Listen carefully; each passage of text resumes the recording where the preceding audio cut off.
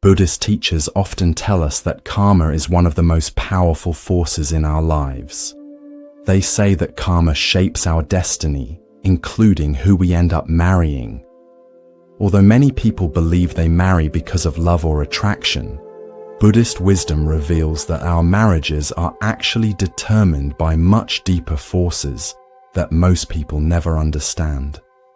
In Buddhist teaching, it's said that not everyone who touches your heart will stay, and not everyone who stays belongs to your heart. Yet when two people decide to get married, it's never just a coincidence or an accident. In the unseen realm of karma, our choices aren't always made by our conscious mind. Some decisions are shaped by seeds planted long before we were even born.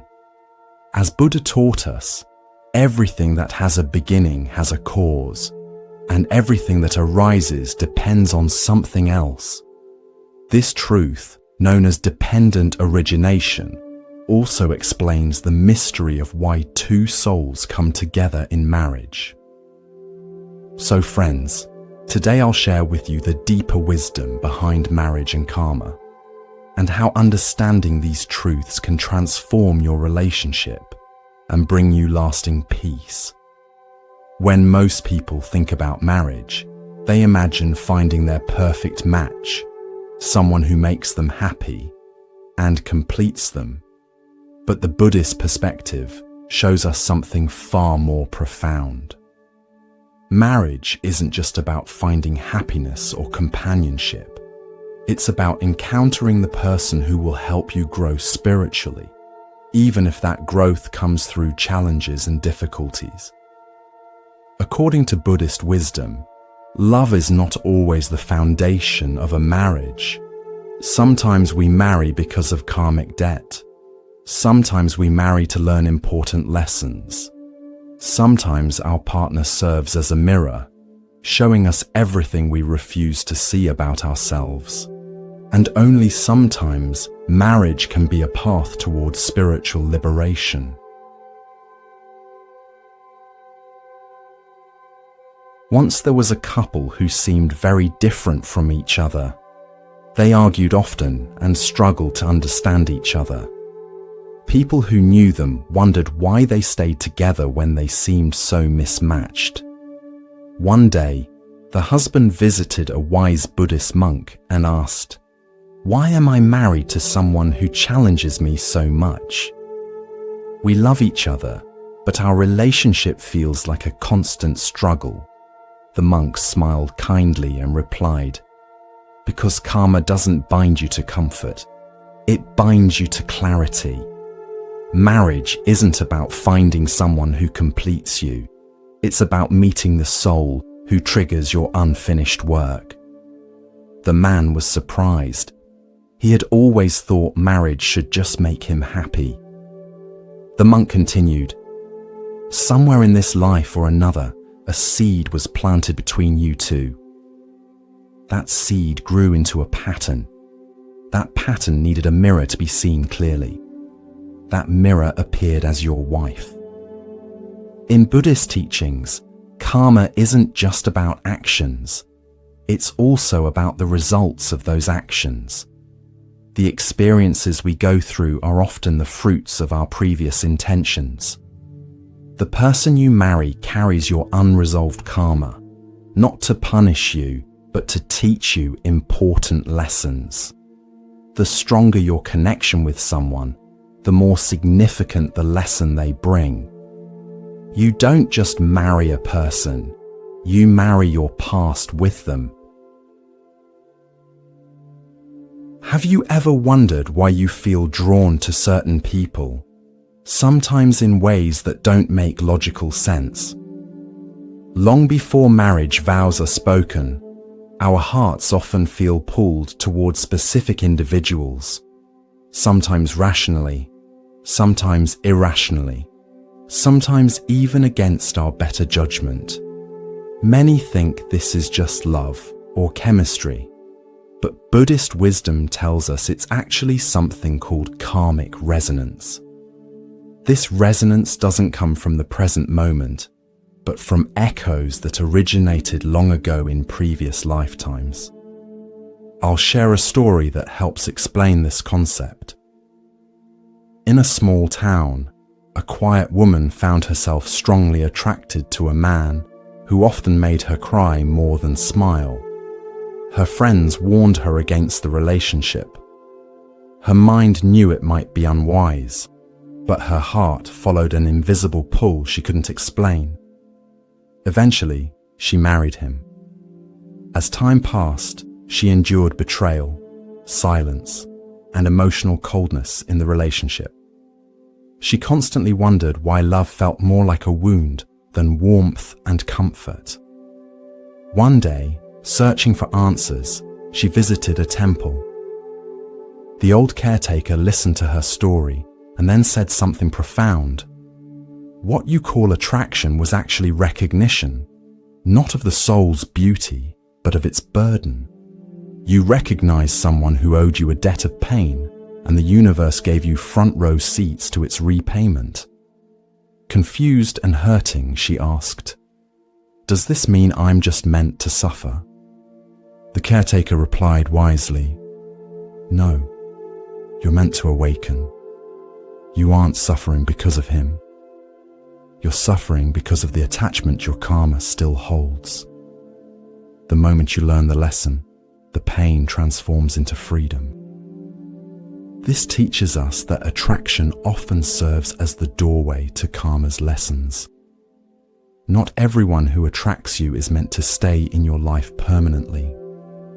And not everyone who stays is meant to bring you only joy. Some people enter our lives specifically to remind us of patterns still governing our inner world that need healing. Buddhist teachings emphasize that desire is the root of suffering. When marriage is born from unconscious desire rather than conscious awareness, it often amplifies karmic lessons until we finally become aware of what we need to learn. Another important aspect of karmic marriage is the echo of promises made and broken across lifetimes.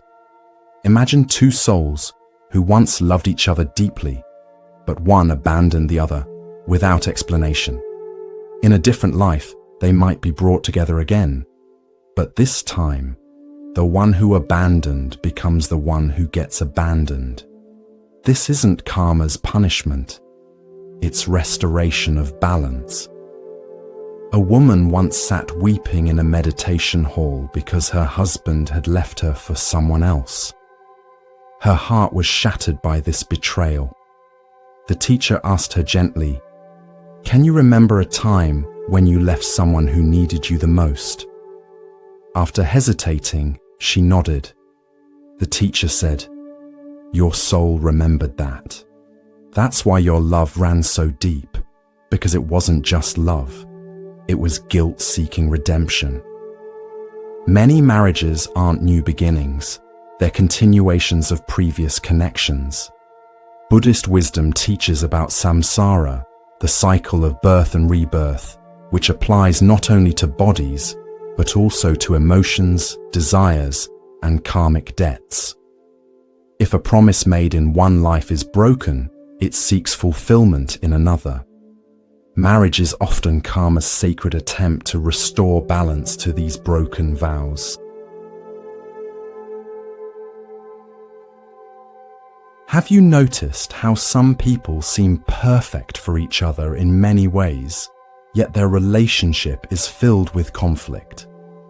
They might share beautiful moments together, but their marriage becomes a battlefield despite seeming like an ideal match to everyone else. It feels like trying to hold water with open fingers, impossible to maintain no matter how hard they try. A man once asked a Zen master during a quiet retreat, "We love each other deeply, but we fight every day. Should I leave this relationship?" The master replied with surprising insight, "Your souls met too early. She's still becoming the person who will understand you, and you're still shedding the person who cannot accept her. You met in love, but not in readiness." This reveals another dimension of karma in marriage: timing. Karma doesn't only decide who enters your life, it also determines when they enter. Two souls might be perfect for each other in essence, but if they meet at the wrong time in their spiritual evolution, harmony becomes difficult. From a Zen perspective, it's not enough just to meet the right person. Both individuals must be equally prepared, empty of ego and full of presence. In the deepest sense, marriage isn't primarily about companionship or emotional comfort. Its true purpose is spiritual reflection. A genuine spiritual partner isn't someone who simply agrees with you and makes you feel good about yourself. Rather, they help you see your shadows and areas that need growth. True partners don't just soothe your wounds, they reveal them so they can be healed. A monk once shared this parable with his students. A candle married the wind. The wind asked, "Will you love me even when I blow you out?" The candle replied, "Yes, for only in darkness will I know the strength of my own flame." The monk then explained, "This is the essence of karmic marriage. You don't marry someone to complete you. You marry them so you may recognize your own completeness through joy, yes, but often through friction and challenges." From the Buddhist perspective, everything is impermanent, including relationships. But what you gain through a relationship can be eternal if it awakens wisdom within you. The highest purpose of marriage isn't comfort, but consciousness. The right partner in karma isn't who makes you comfortable, it's who makes you conscious of your true nature. Some people believe that a marriage that ends has failed, but Buddhist wisdom shows us that some marriages aren't meant to last forever. They're meant to last exactly as long as needed for the karma to complete its course. Staying together beyond that point doesn't lead to growth, but to stagnation for both people. A divorced woman once visited a Zen garden and confessed to the teacher there, "I stayed in my marriage even after I felt dead inside." Was that noble? The old teacher whispered, "That was attachment wearing a mask of loyalty."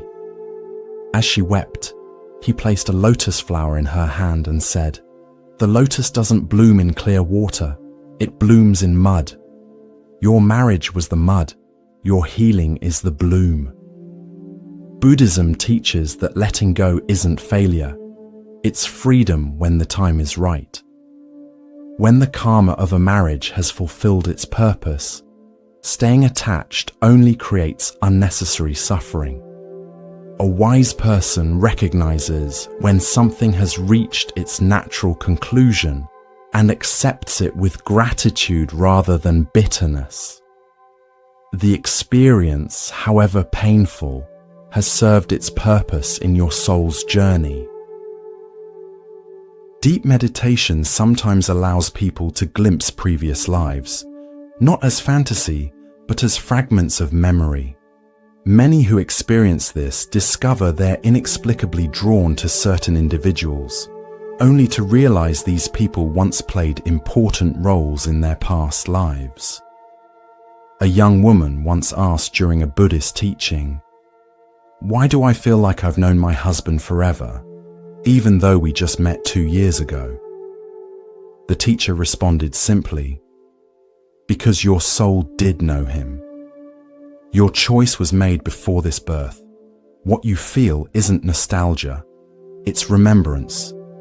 Marriage, in its deeper truth, isn't arranged by logic or physical attraction alone. It's arranged by karma. What seems like coincidence is often continuity across lifetimes. You marry who you marry because your soul recognized a task to complete, a bond to honor, a lesson to master, or a mirror to face.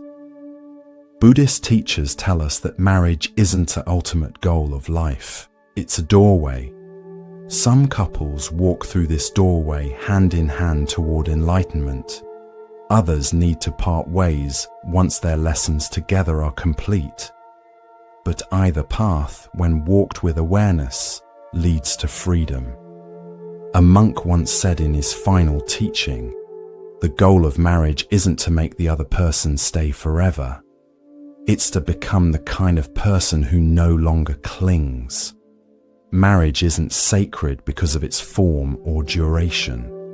It's sacred because of the opportunity it provides for spiritual awakening. Zen and Buddhist thought don't idolize marriage as life's ultimate purpose. Instead, marriage is seen as one of many vehicles that can transport us toward enlightenment. What matters isn't whether the marriage lasts until death, but whether it awakens us to our true nature. The karma of marriage, when approached consciously, leads to liberation. When approached unconsciously, it leads to repetition of the same patterns life after life.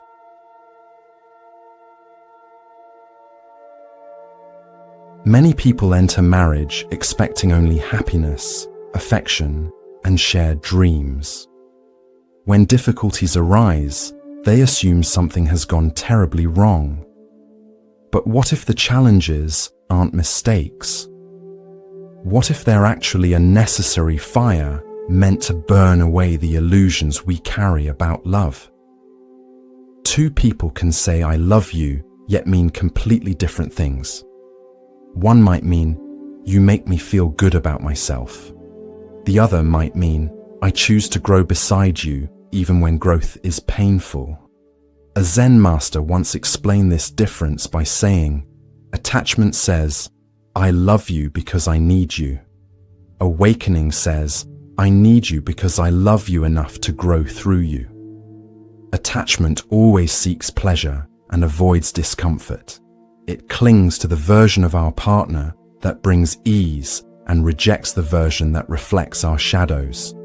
True love, in contrast, embraces all aspects, joy and pain, light and dark, knowing that through this complete acceptance, the soul expands.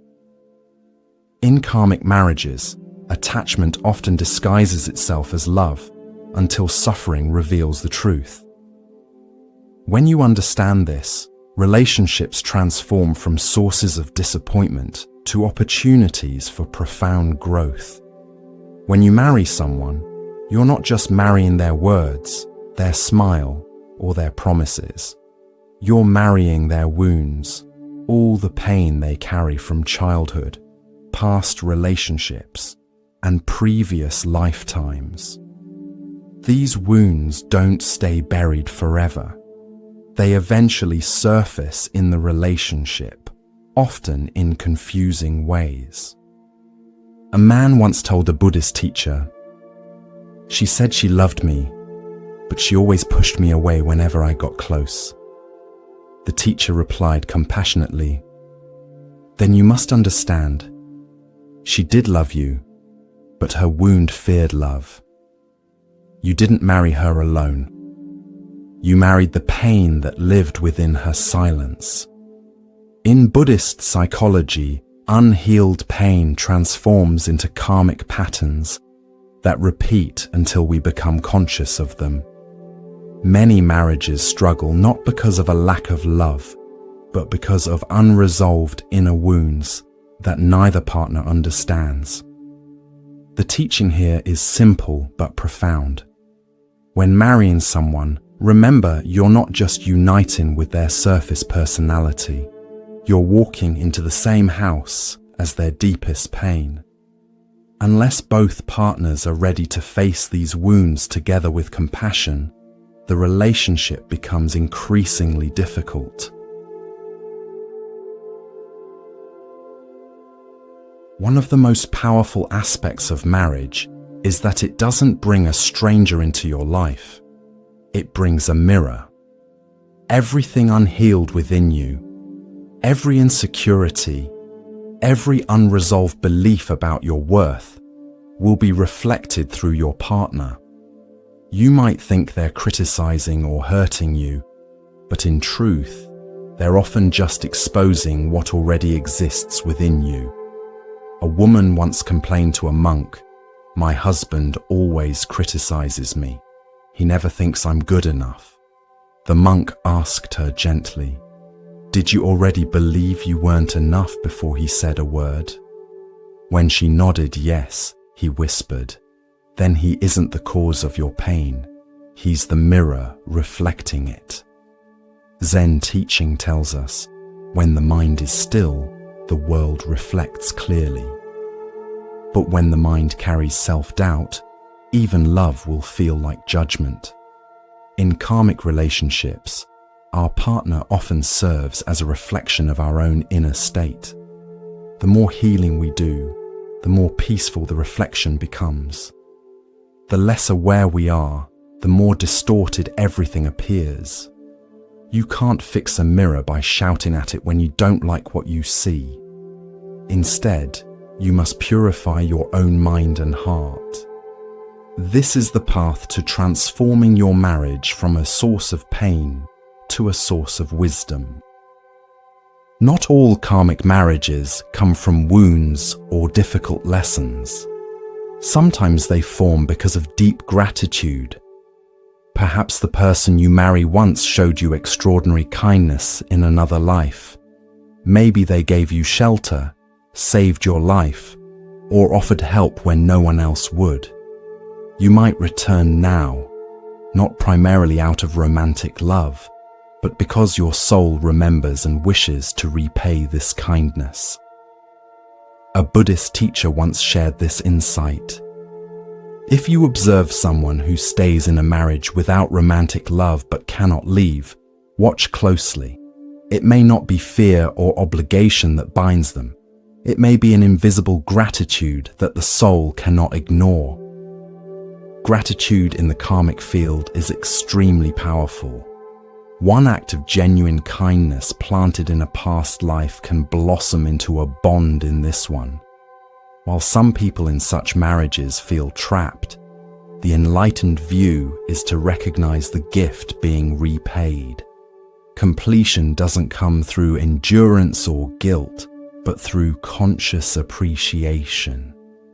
Once the debt is honored with awareness and love, the soul becomes free to move forward. When two highly conscious souls come together in marriage, something extraordinary happens.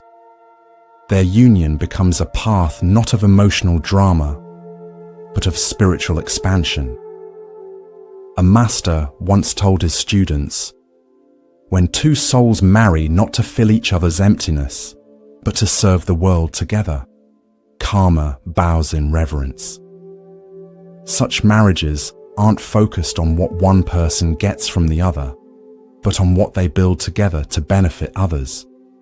These are rare and deeply transformative relationships. In Buddhist practice, Dharma means truth, path, or mission. Some marriages are Dharma marriages. They aren't based on personal gain, but on shared spiritual purpose. These couples don't have dramatic emotional stories of passion and conflict. Instead, their bond feels like a calm, steady fire, purposeful, pure, and consistent. These relationships don't just end karmic cycles. They actually uplift humanity through their example and service. Have you noticed how some people seem to attract the same type of partner over and over, even though each relationship ends in similar pain? When we don't learn the lessons karma is trying to teach us, the same patterns repeat with new faces.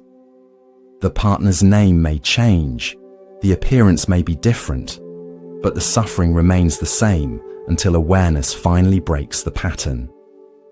A woman once approached a Zen nun in tears, asking, "Why do I always attract men who ignore me emotionally?" The nun replied with gentle wisdom, "Because your soul still hasn't learned to stop chasing silence and start embracing your own voice." Buddhist teachings emphasize that our external experiences are shaped by our internal realities. If someone continually meets partners who neglect, betray, or belittle them, it's not bad luck or fate. It's a repeating pattern seeking resolution. The key isn't finding a new person, it's becoming a new presence within yourself. Marriage stops being painful when we stop being unconscious of these patterns. One of the most profound ways to end a karmic cycle is not by staying in a difficult relationship, but by walking away with love and compassion. When you forgive someone who cannot love you in a healthy way, you're not doing it for them. You're freeing yourself from what might be lifetimes of emotional imprisonment. A wise monk once said, "The most powerful act of love is not holding on, it's letting go with peace." This kind of ending transforms karma completely. It signals to the universe that the lesson has been learned and the suffering no longer needs to repeat itself. Karma ends not through revenge, not through continued suffering, but through genuine understanding and forgiveness. When one person forgives completely, the soul breaks the karmic chain. This allows future relationships to be born in clarity rather than confusion. Forgiveness is often the final and most important lesson in the karma of marriage. It's the gateway to liberation. Friends, who you marry is never random or accidental. It's a profound reflection of your karma, your internal state, and your soul's journey toward awakening. Marriage is one of the most powerful spiritual mirrors life offers us. It reveals how much love, pain, growth potential, and illusion we carry within. Some marriages last a lifetime, while others last just long enough to teach a specific lesson. But all marriages, whether karmic or conscious, hold an important message for your spiritual growth. When two souls meet in marriage, they aren't beginning something new. They're remembering what remained unfinished between them. Let me share some key points we've discussed about the karma of marriage. First, karma leads the soul, not the logical mind. You marry who you do because of past energy, whether that's love, debt, wounds, or gratitude. Second, your marriage always reflects your inner state. Your partner serves as a mirror, not just a companion. Third, lessons often come before peace. Growth is frequently preceded by friction and challenges. Fourth, letting go can be sacred. Some unions end not because they failed, but because they completed their purpose. Fifth, you can change your karmic patterns by becoming conscious, loving, forgiving, and emotionally free. When you do this, you stop attracting pain and start drawing peace into your life. And sixth, marriage itself is not the ultimate goal. Awakening is. Whether your bond lasts or eventually breaks, it's merely a vessel for the real journey, which is always inward.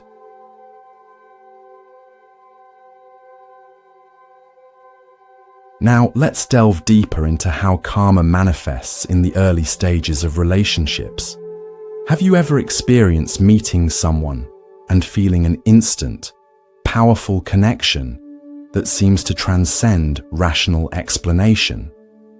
Perhaps you felt you'd known them forever, even though you just met. In Buddhist understanding, this isn't coincidence or just chemical attraction. It's karmic recognition. A young man once told his meditation teacher about meeting a woman and feeling an overwhelming sense of familiarity.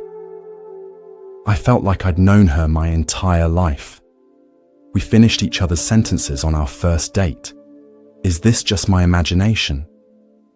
The teacher smiled and explained, when two souls have danced together before, they remember the steps. What feels like discovery is actually remembering. This immediate recognition can be either positive or challenging. Sometimes we meet someone and feel instant comfort and trust. Other times, we meet someone and feel an inexplicable wariness or even fear, despite them showing no outward signs of danger. Both reactions can be karmic memories surfacing. Your soul remembering either safety or harm from previous encounters. In the Buddhist view, these strong initial reactions are important messages. They're not random emotions, but signposts, pointing toward karmic work that needs attention. The person who triggers intense feelings, whether positive or negative, is often someone with whom you have unfinished business from other lifetimes. Do you ever wonder why some marriages feel effortless, while others require constant work? From a karmic perspective, marriages generally fall into three categories: those based on past harmony, those based on unresolved conflict, and those based on karmic debt. Marriages based on past harmony occur when two souls shared positive experiences in previous lives and return to continue their joyful connection. These relationships often feel natural and easy. There's an underlying trust and comfort that doesn't need to be built from scratch. Challenges still arise, but they don't shake the foundation because the karmic bond is already strong and positive.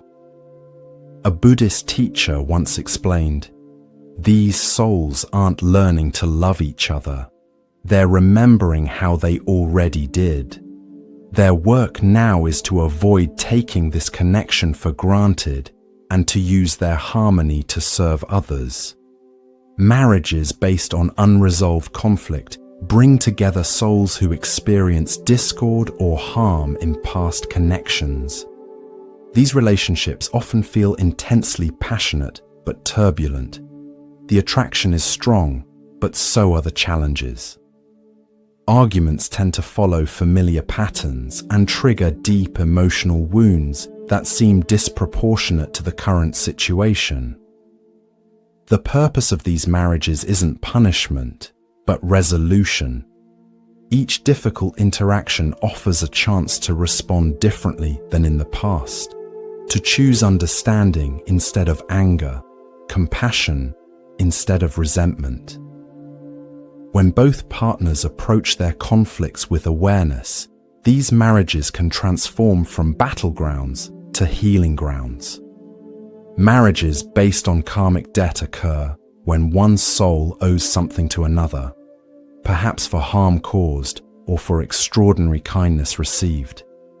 These relationships often feel like a strong pull that defies logic. One person may feel inexplicably compelled to help, support, or sacrifice for the other, even when the relationship doesn't bring them obvious benefits. Throughout human history, across different cultures and traditions, marriage has been seen as more than just a social arrangement. In many Buddhist and Hindu traditions, it's understood as a sacred continuation of soul connections. Ancient texts often describe how souls travel together through many lives, playing different roles for each other, but continuing their shared journey of growth. A Buddhist story tells of a king who, riding through his kingdom, felt drawn to stop at a humble home, where a young woman was drawing water from a well. Though they had never met in this life, both felt an immediate recognition. Later, through meditation, the king discovered they had been together in 7 previous lives. Sometimes as family, sometimes as friends, once even as enemies. Each connection had taught them something vital about love, forgiveness, and compassion. This perspective helps us understand why some relationships feel so meaningful and consequential, even when they're challenging.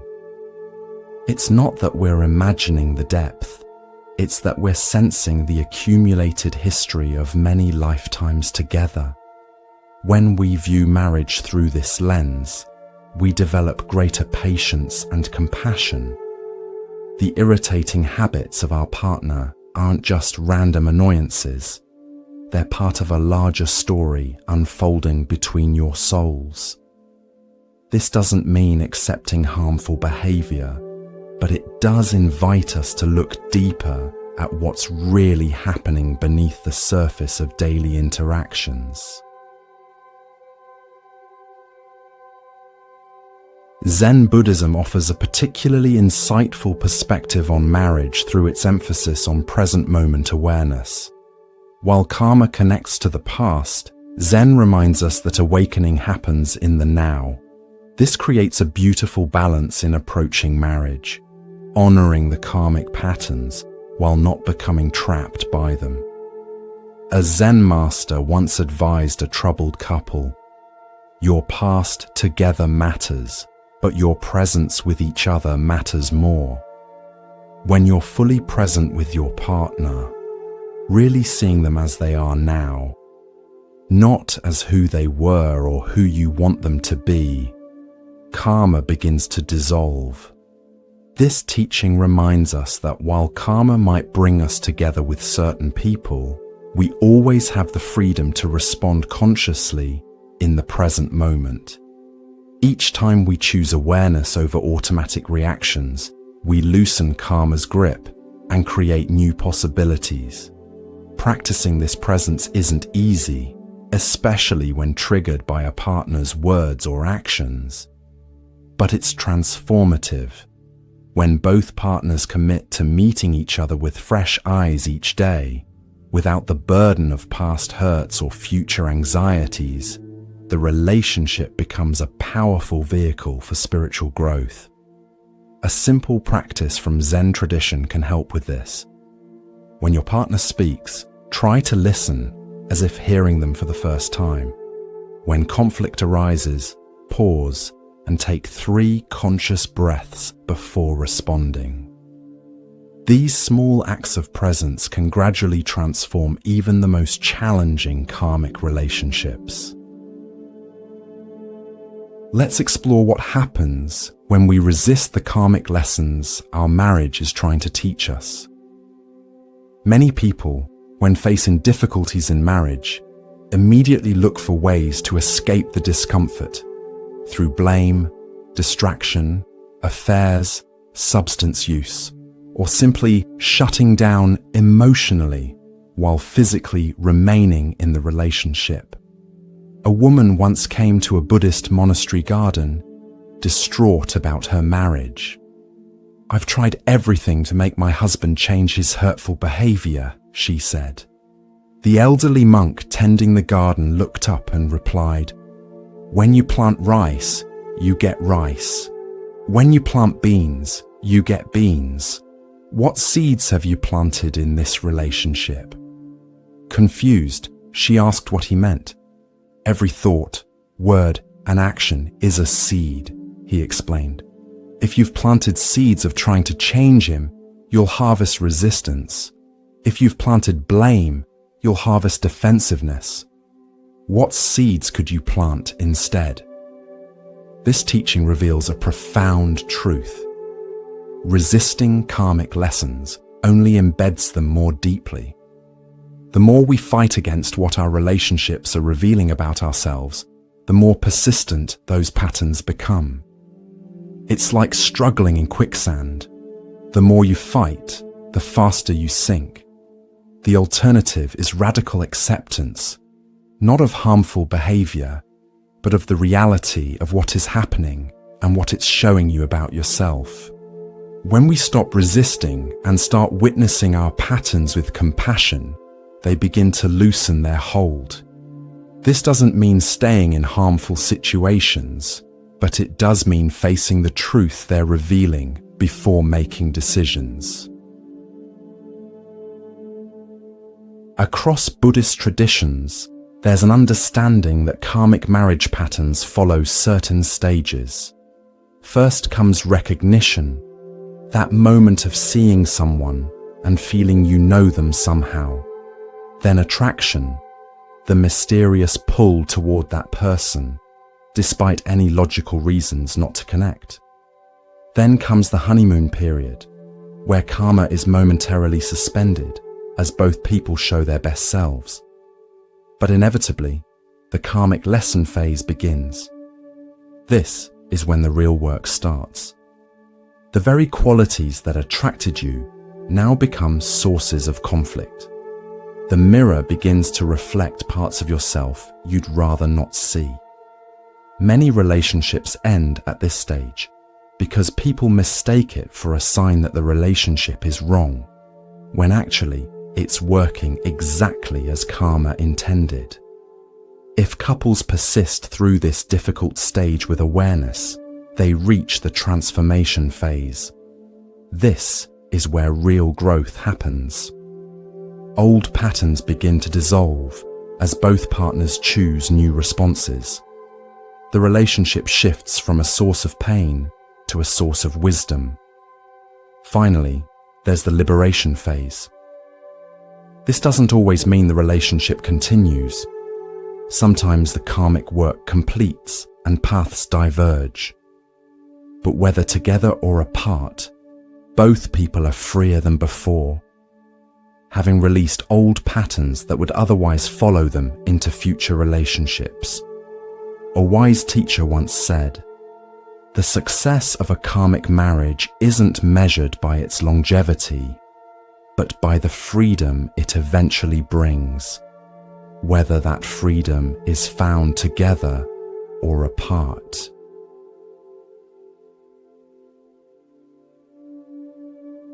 In our modern world, we often believe we choose our partners based on personal preferences, shared interests, or physical attraction. But Buddhist wisdom suggests something far more profound is at work. The ancient teachings tell us that our deepest attractions and aversions are never random. They're carefully orchestrated by karma to bring us exactly the experiences our souls need for growth.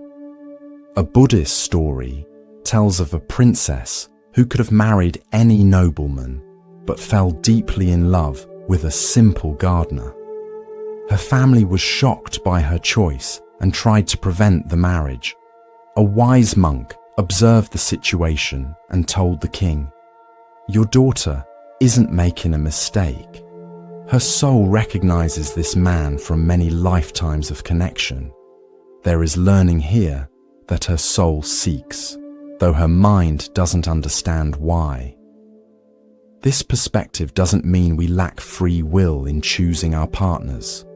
Rather, it suggests that our will operates on multiple levels. Our conscious mind makes choices based on what we know and want in the moment, while our deeper consciousness is drawn toward what will ultimately help us evolve spiritually, even if that path includes challenges.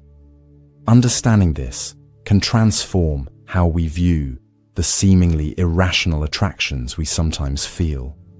Instead of judging ourselves for being drawn to someone who doesn't match our conscious idea of a suitable partner, we might ask, what is my soul trying to learn through this connection?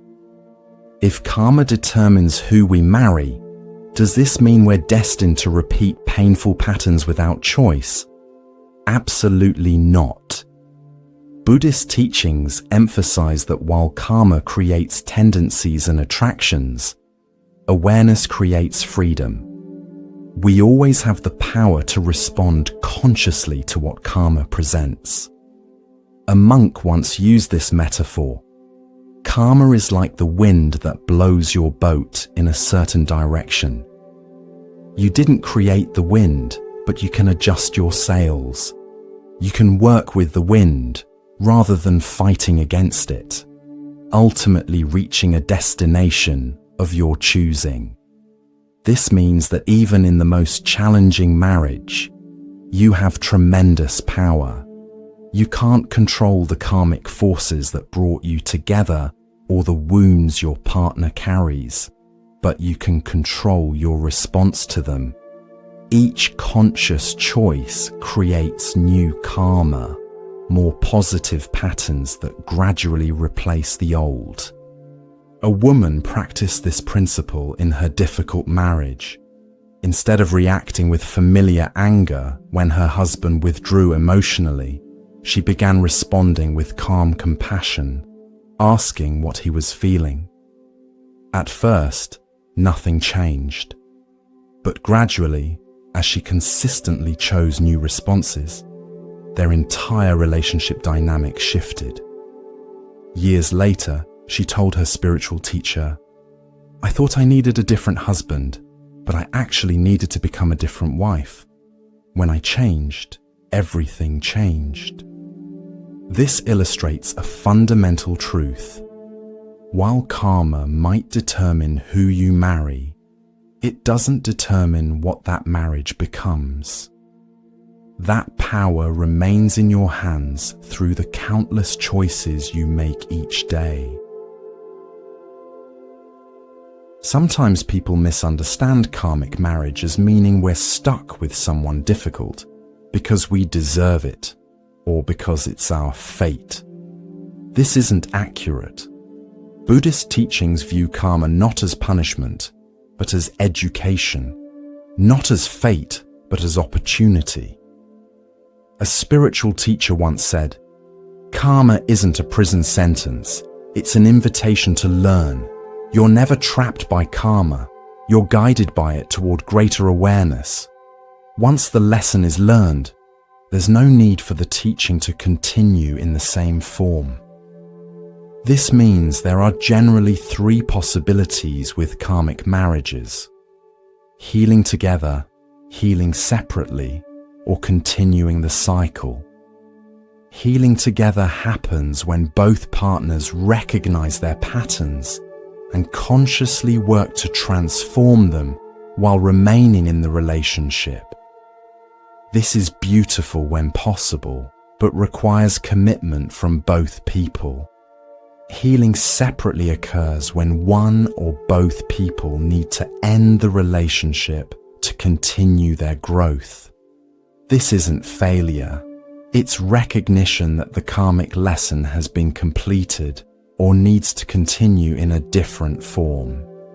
Many spiritual traditions acknowledge that sometimes the most compassionate choice is to release each other from patterns that no longer serve either person's highest good.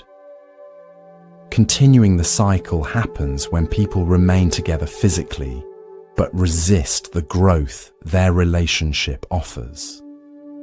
They keep repeating the same conflicts, blaming each other rather than looking inward. Unfortunately, if the lesson isn't learned in this relationship, similar patterns will likely appear in the next one. Buddhist wisdom offers practical guidance for those wanting to transform the karma in their marriage. First is the practice of mindful observation, watching your reactions without immediately acting on them. When triggered by your partner, can you pause and observe the emotions rising within you before responding? A couple once visited a monastery seeking help for their troubled marriage. The teacher gave them simple instruction. For 1 month, before responding to anything that upsets you about the other, silently count to 10 while focusing on your breath. This basic practice created space between trigger and response, allowing new choices to emerge where none seemed possible before. The second practice is self-inquiry. When strong emotions arise in your marriage, ask yourself, what part of me is being activated here? What old wound or fear is being touched? This shifts attention from blaming your partner to understanding yourself. A man realized through this practice that his extreme anger when his wife was late wasn't really about her tardiness. It connected to childhood experiences of feeling forgotten and unimportant when his parents failed to pick him up on time. This awareness didn't immediately solve the problem, but it changed his perspective completely. The third practice is compassionate communication. This means speaking your truth with honesty while remaining open to your partner's experience as equally valid. It means expressing feelings without accusation and listening without defensiveness. These practices don't guarantee a specific outcome for your marriage. Some relationships transform beautifully through this work. Others complete their karmic purpose and come to a natural end. But either way, you'll carry less karmic baggage forward, creating space for more conscious connections in the future. When we discuss the karma of marriage, we must also acknowledge the special case of marriages that seem to transcend karma altogether. These rare unions appear free from the usual patterns of attachment, expectation, and power struggles. In Buddhist tradition, they're sometimes called Dharma marriages, relationships aligned with truth and spiritual purpose. A story tells of two meditation practitioners who met at a retreat. Neither was seeking a relationship, yet a profound recognition occurred between them. They eventually married, but their connection was strikingly different from ordinary marriages. They maintained their individual spiritual practices while supporting each other's growth. Their communication was remarkably honest, yet kind. Most notably, they seemed free from the possessiveness and fear that plague many relationships. A teacher observing them explained to his students, "What you're witnessing is rare, a relationship largely free from karmic entanglement. These two have done significant inner work in previous lives and now come together not to resolve old patterns, but to serve a greater purpose." Such relationships aren't perfect. Human experience always includes challenges, but they operate from a foundation of awareness rather than unconscious patterns. These couples don't look to each other to fill inner emptiness or heal old wounds. Instead, they join together as whole individuals to create something greater than themselves, a partnership that serves not just their own happiness, but the well-being of others. Most of us begin with more karmic entanglement in our relationships. That's normal and part of the human journey. But understanding that these freedom-based relationships exist gives us a vision of what's possible as we do our own inner work. Let's now examine how cultural and family influences interact with the karma of marriage. While karma operates on an individual soul level, it also flows through families and cultural traditions. The patterns we observe in our parents' marriage often reappear in our own relationships, not just because of psychological modeling, but because of shared karmic patterns. A man once told his spiritual teacher, "I swore I would never be like my father, who was always critical of my mother. Yet I find myself speaking to my wife in exactly the same tone he used. It horrifies me when I hear his words coming out of my mouth." The teacher nodded and said, "Family karma is powerful. The patterns repeat until someone becomes conscious enough to break the cycle." Family karma functions as a subset of our individual karma. The family we're born into isn't random. It's aligned with the karmic lessons our soul needs to learn. The relationship patterns we observe growing up become deeply ingrained. operating beneath our conscious awareness until we shine the light of mindfulness on them. Similarly, cultural expectations around marriage carry their own karmic momentum. In some cultures, marriages are still arranged by families rather than chosen by individuals. From a karmic perspective, this doesn't necessarily interfere with soul connections. Karma can work through any system to bring together the souls who need to meet. A Buddhist teacher once observed, "Whether a marriage is arranged by families or chosen for love, the souls involved have agreed at some level to the connection. The outer form of how relationships begin varies across cultures, but the inner karmic work remains the same." Buddhist teachings recognize that the karma of marriage affects not just the couple, but everyone connected to them, especially children. Children aren't randomly born into families. They're karmically drawn to parents who will provide the experiences their souls need. A Buddhist story tells of a monk with the ability to see past connections. When a couple brought their troubled child to him for guidance, he sat in meditation and then gently told them, "This soul has been your teacher in 3 previous lives. Now they have come as your child to teach you again, this time about patience, unconditional love, and releasing expectations." This perspective transforms how we view the family challenges that inevitably arise through marriage. The difficulties aren't punishment or bad luck. They're opportunities for everyone involved to resolve karmic patterns and grow spiritually. Even divorce, when it occurs, becomes part of this larger karmic picture. Children who experience their parents' separation aren't victims of random misfortune, but souls experiencing precisely what they need for their own evolution, challenging though it may be. This doesn't justify harmful behavior during divorce, but it helps us understand that even painful experiences serve a purpose in the larger karmic journey of each soul involved.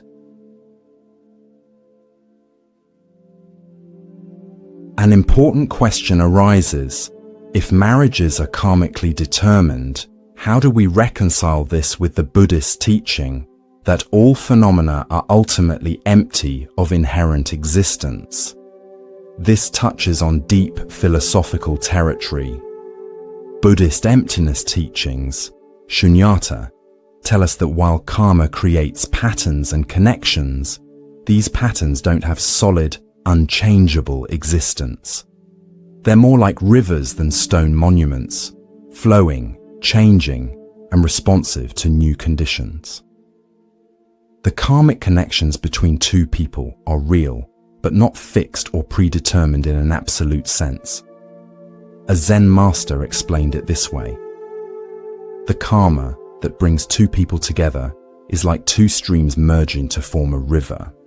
The meeting is neither random nor absolutely fated. It arises from causes and conditions. Yet how the relationship flows after that depends on countless choices made with each new moment. This means we're neither helpless victims of predetermined relationships nor completely free from karmic influences. We operate in the middle path between these extremes, influenced by karma, yet capable of tremendous freedom through awareness. The emptiness teaching also reminds us not to cling too tightly to explanations about why we're with a particular person. All concepts, even beautiful ones about soul connections across lifetimes, are ultimately just concepts, useful pointers, but not absolute truths.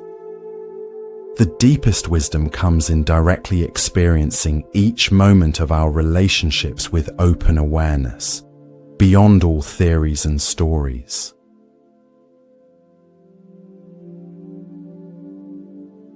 Let's consider how technology and modern dating are influencing the karma of marriage. Some wonder if dating apps and online matchmaking interfere with natural karmic connections. From a Buddhist perspective, karma works through all available channels, including digital ones. A Buddhist teacher in Silicon Valley was asked if technology disrupts karma. She smiled and replied, "Karma is far more powerful and pervasive than any human invention. If two souls are meant to meet for karmic purposes, that meeting will happen, whether through a chance encounter on the street or an algorithm on a dating app." This doesn't mean all technological approaches to finding partners are equally beneficial.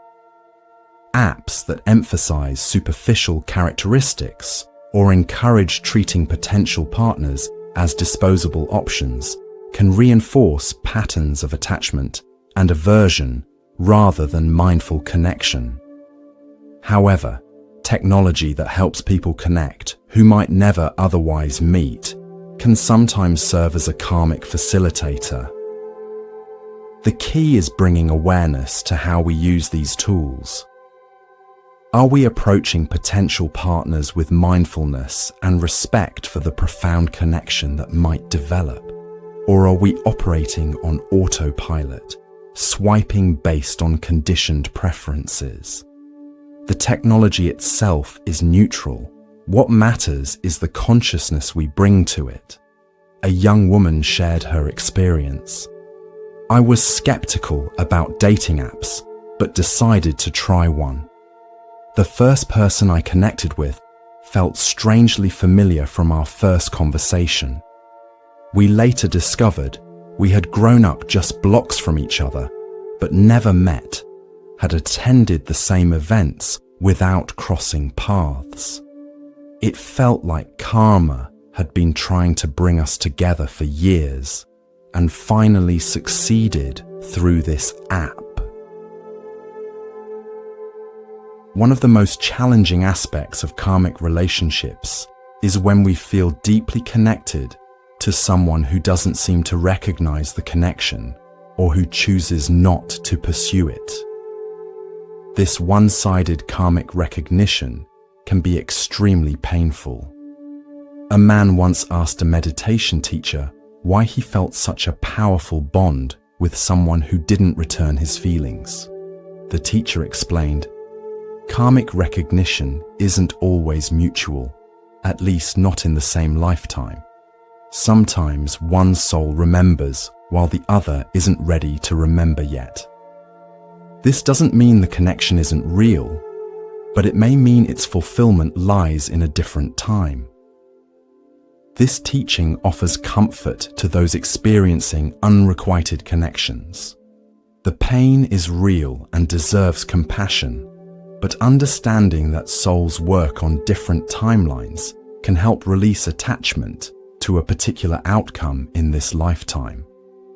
Sometimes the karmic work needed isn't to form a relationship, but to learn to honor a connection while letting go of expectations about its form. A woman shared her experience with this difficult lesson. "For years, I believed this person was my soulmate, despite their unavailability. The pain was overwhelming until I realized my task wasn't to have them in my life as a partner, but to learn to love without possession or expectation. Once I embraced that lesson, the pain transformed into a strange kind of peace." From the Buddhist perspective, even connections that don't manifest as ongoing relationships serve a purpose in our soul's journey. No true recognition is ever wasted. It always teaches us something essential about love, attachment, and the nature of reality.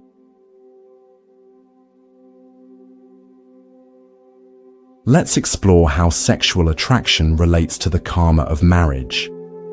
Physical attraction often serves as the initial pull bringing potential partners together. But Buddhist wisdom sees this as just the surface of deeper karmic currents. A teacher once explained, "Sexual attraction is like a hook that karma uses to bring two souls into proximity so their deeper work can begin. The attraction itself isn't the purpose, it's the doorway through which the real purpose enters." This explains why physical attraction alone doesn't create lasting happiness in relationships. Once it has served its purpose of bringing two people together, the deeper karmic patterns emerge, either for healing and growth or for continued unconscious repetition. In some cases, extraordinary physical chemistry indicates a powerful karmic bond, whether positive or challenging. The intensity of attraction often corresponds to the intensity of the karmic work waiting to be done. This doesn't mean passionate relationships are more meant to be than gentle ones. Different souls simply have different work to do together.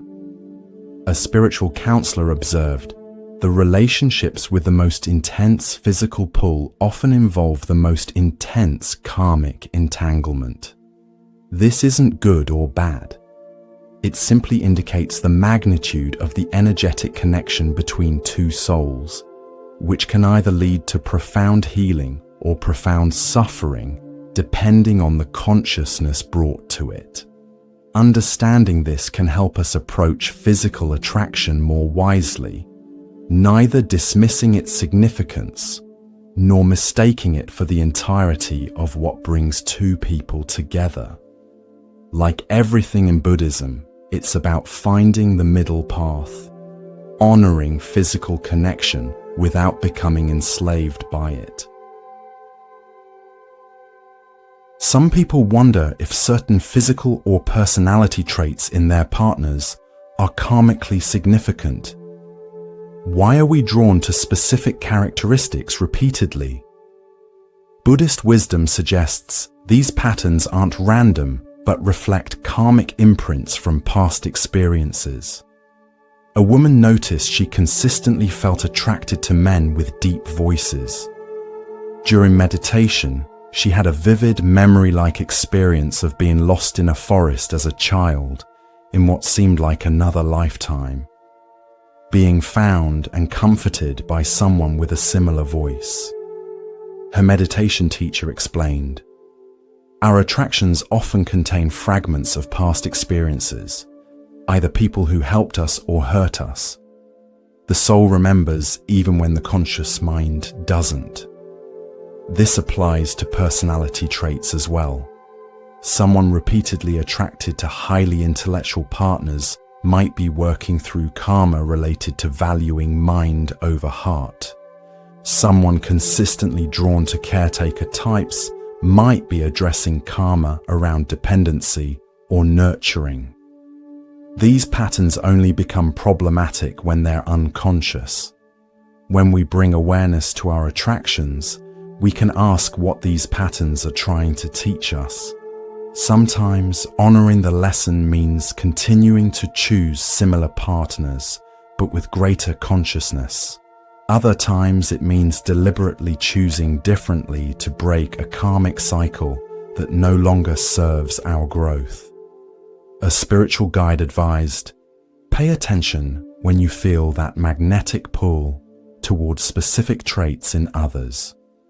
Your soul is trying to show you something important about your journey, either a healing that needs to happen or a gift from the past that continues to bless you."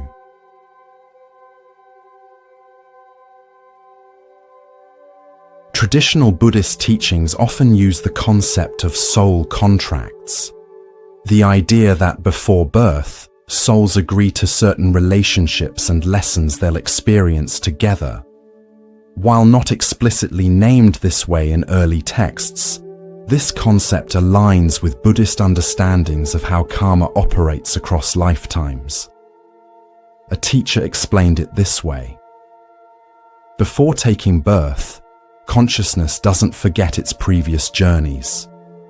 In that state of greater awareness, souls recognize what remains unfinished and what connections need to be revisited. There's a level of agreement, not like a business contract, but more like a natural recognition of what comes next in the journey. This perspective can bring comfort when relationships are challenging. If on some level we chose these connections for our growth, even the difficulties have meaning and purpose. This doesn't mean we should passively accept harmful situations, but it does help us approach relationship challenges with less victimhood and more curiosity about what we're meant to learn. A woman who survived an abusive marriage and eventually found healing shared. For years I asked, why did this happen to me? Eventually, through meditation and therapy, the question transformed to, what was this meant to teach me? That shift from why me to what's the lesson completely changed my relationship with the experience. I still acknowledge the harm was wrong, but I also recognize the profound growth that eventually came from it. This soul contract perspective doesn't make anyone responsible for abuse or mistreatment. Responsibility always lies with the person choosing harmful actions. But it does suggest that even within painful experiences, there are opportunities for the soul's growth that we may have recognized before birth, even if that recognition is not available to our conscious mind now. Understanding the karma of marriage isn't about finding someone to blame for relationship difficulties or using spiritual concepts to justify staying in harmful situations. It's about bringing greater awareness to one of life's most powerful spiritual crucibles. Marriage, viewed through the lens of karma, becomes neither a romantic fantasy nor a mundane social arrangement, but a sacred opportunity for souls to heal, grow, and awaken together.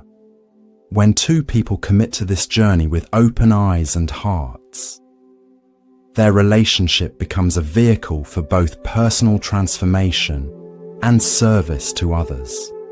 A wise monk once said, "The truest purpose of karmic marriage is to love each other into liberation, not attachment disguised as love, which creates bondage, but true love, which creates freedom." When we approach our most intimate relationships with this understanding, everything transforms, not just our marriages, but our entire experience of being human.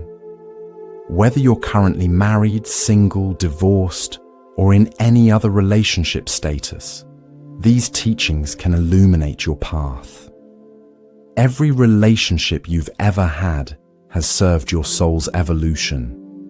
Every person who has touched your heart, whether for a moment or a lifetime, has been part of your karmic journey.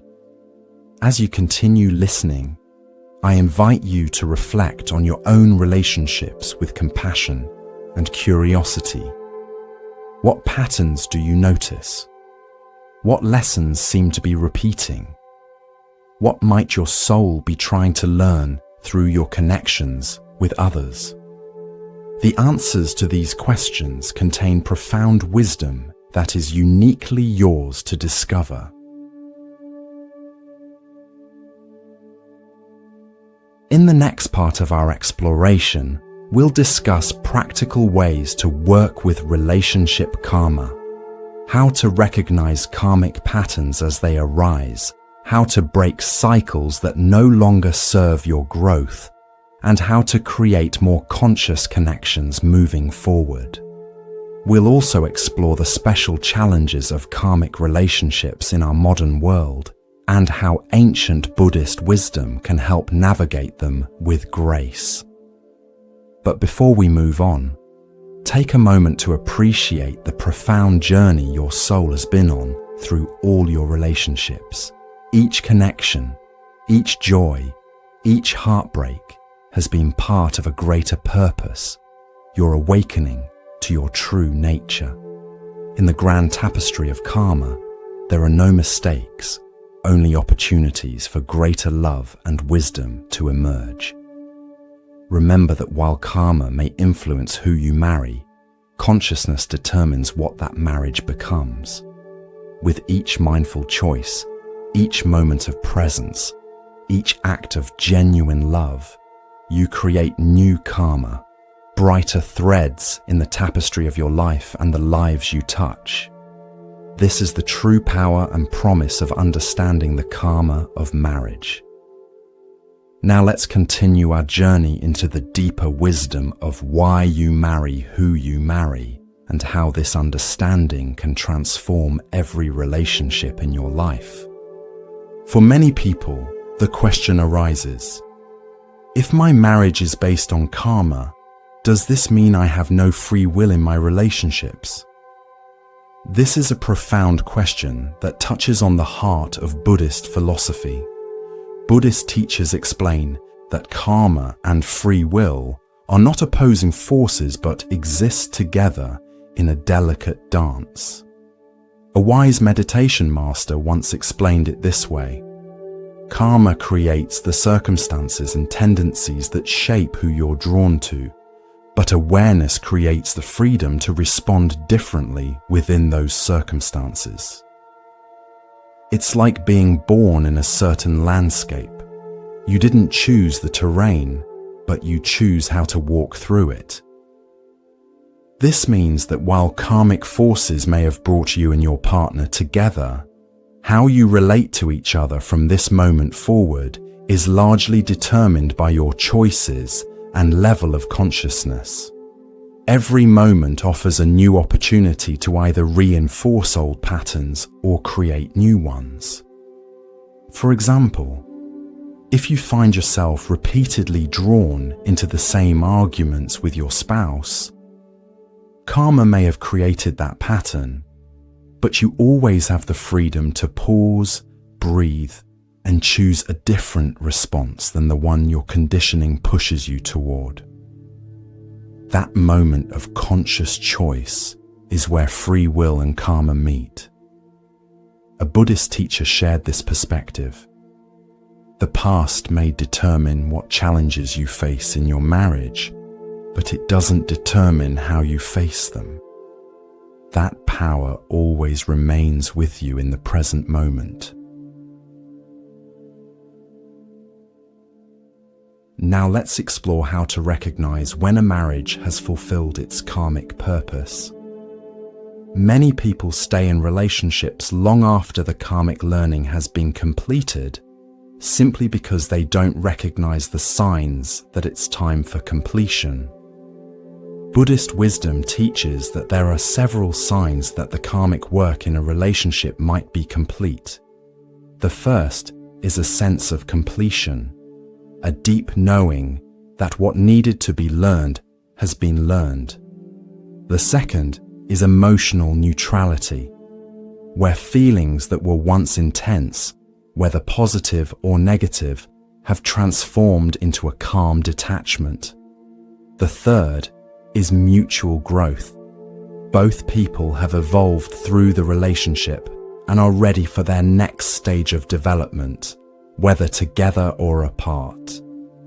A monk once counseled a couple who had been through tremendous challenges together and had worked through them with consciousness and care. They wondered if they should remain married even though they'd grown in different directions. The monk said, "The purpose of a boat is to carry you across the river, not to be carried on your back once you've reached the shore.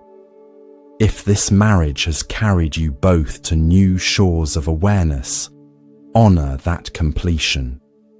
Some journeys continue together, others were meant to diverge after certain lessons were learned. This doesn't mean we should abandon marriages at the first sign of having learned something or grown as a person. Many karmic relationships are meant to last a lifetime, with the learning and growing continuing throughout. The key is honest self-reflection about whether staying together serves the highest good and continued growth of both people. A wise teacher cautioned, "Don't mistake comfort for completion or discomfort for incompletion."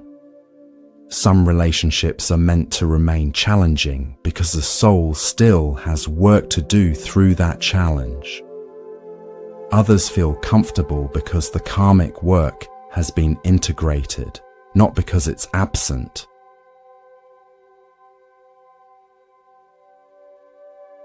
Let's address a common misunderstanding about karmic marriage: the belief that suffering in a relationship is always meant to be or should be endured because it's karmic.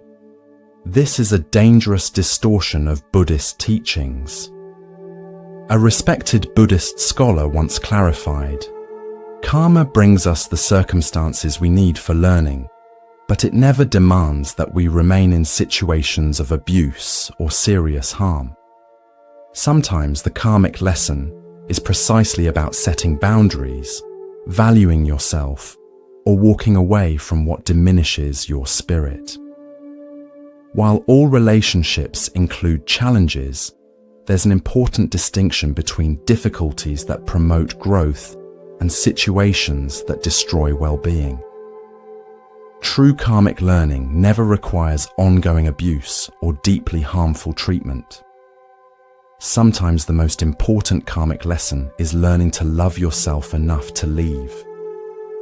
A woman who left an abusive marriage shared her story with a Buddhist nun. "I stayed for years believing it was my karma to suffer this way, that I deserved it or needed to endure it." The nun replied, "Karma doesn't work through punishment, but through teaching. If you've learned that you deserve respect and safety, then karma has done its work. Continuing to suffer teaches nothing new." This highlights a crucial aspect of karmic relationships. They're meant to evolve us, not diminish us. When a relationship consistently diminishes your spirit, health, or fundamental well-being over time, despite genuine efforts to bring consciousness to it, that's often a sign that the highest choice may be to end it, not endure it.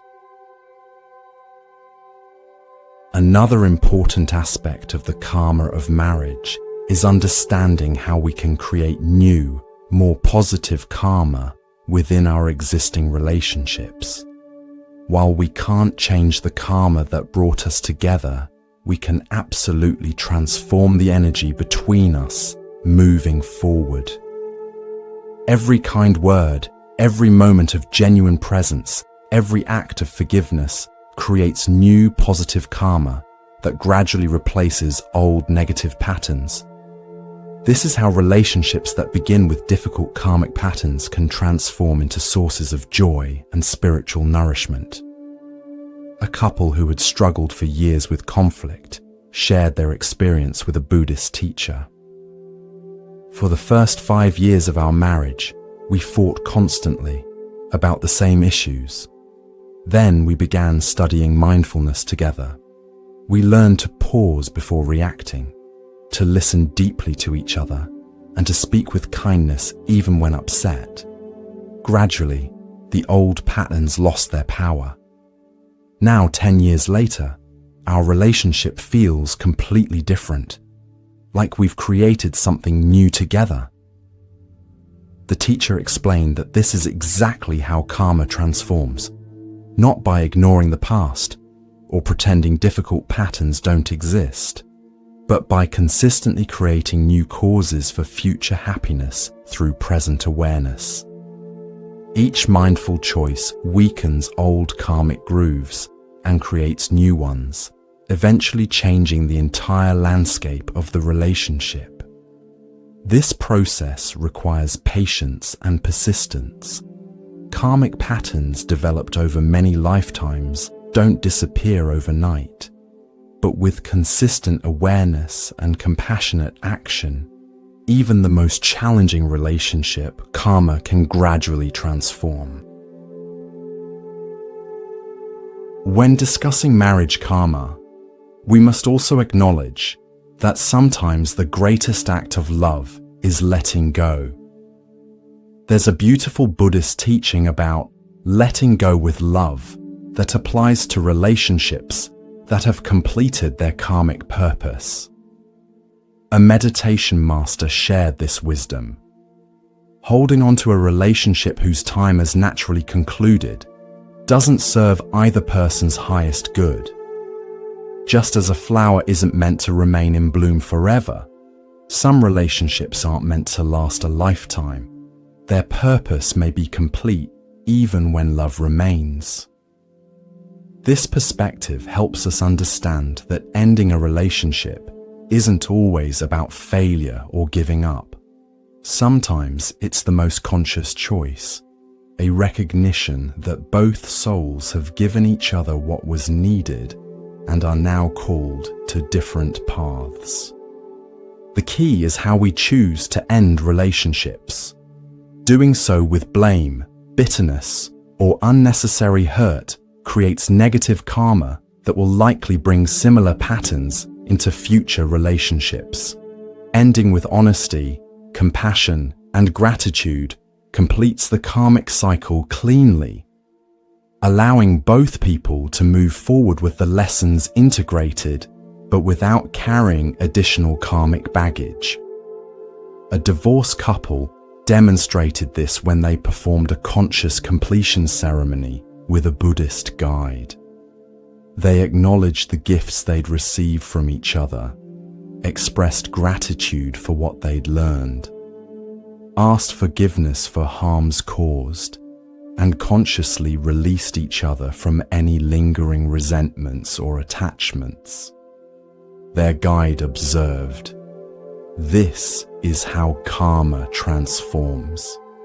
You're not just ending a marriage, you're completing a karmic cycle with awareness and love, freeing both your souls to move forward unburdened."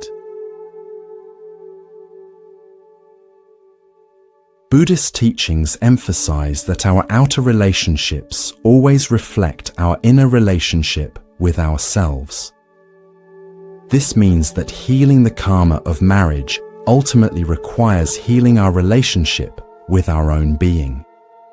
A meditation teacher explained it this way: "The patterns you experience with others are often mirroring your internal patterns. How you treat yourself becomes how you allow others to treat you. How you speak to yourself becomes how you speak to others. The roots of relationship karma are within." This inner work becomes especially important when we find ourselves repeating the same relationship patterns with different partners. The common denominator is always ourselves, not because we're to blame, but because our own consciousness is the only thing we truly have the power to transform. A man shared his frustration about repeatedly attracting partners who were emotionally unavailable. Through meditation and self-inquiry, he discovered that he himself had a pattern of emotional unavailability, not expressing his true feelings, keeping parts of himself hidden, maintaining emotional distance as protection. As he began healing this pattern within himself, the type of partners he attracted shifted dramatically. This doesn't mean we're responsible for others' harmful behavior toward us.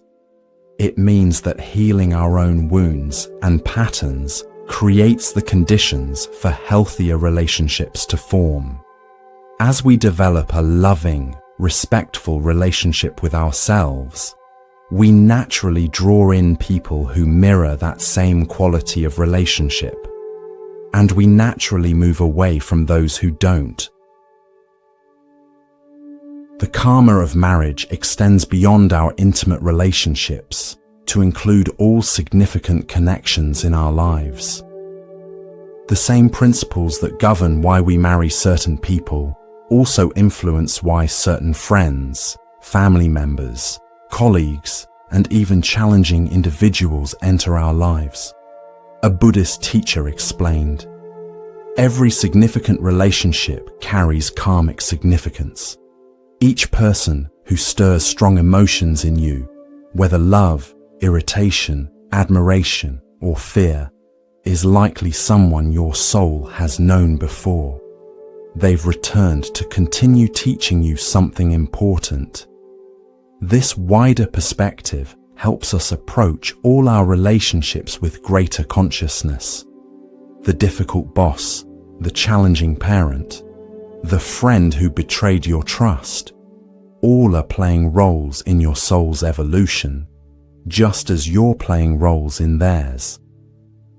A businessman shared how this understanding transformed his approach to a difficult colleague.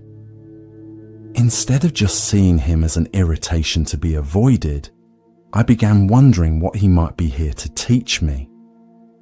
I noticed he triggered my insecurities about competence, which connected to childhood patterns with my father.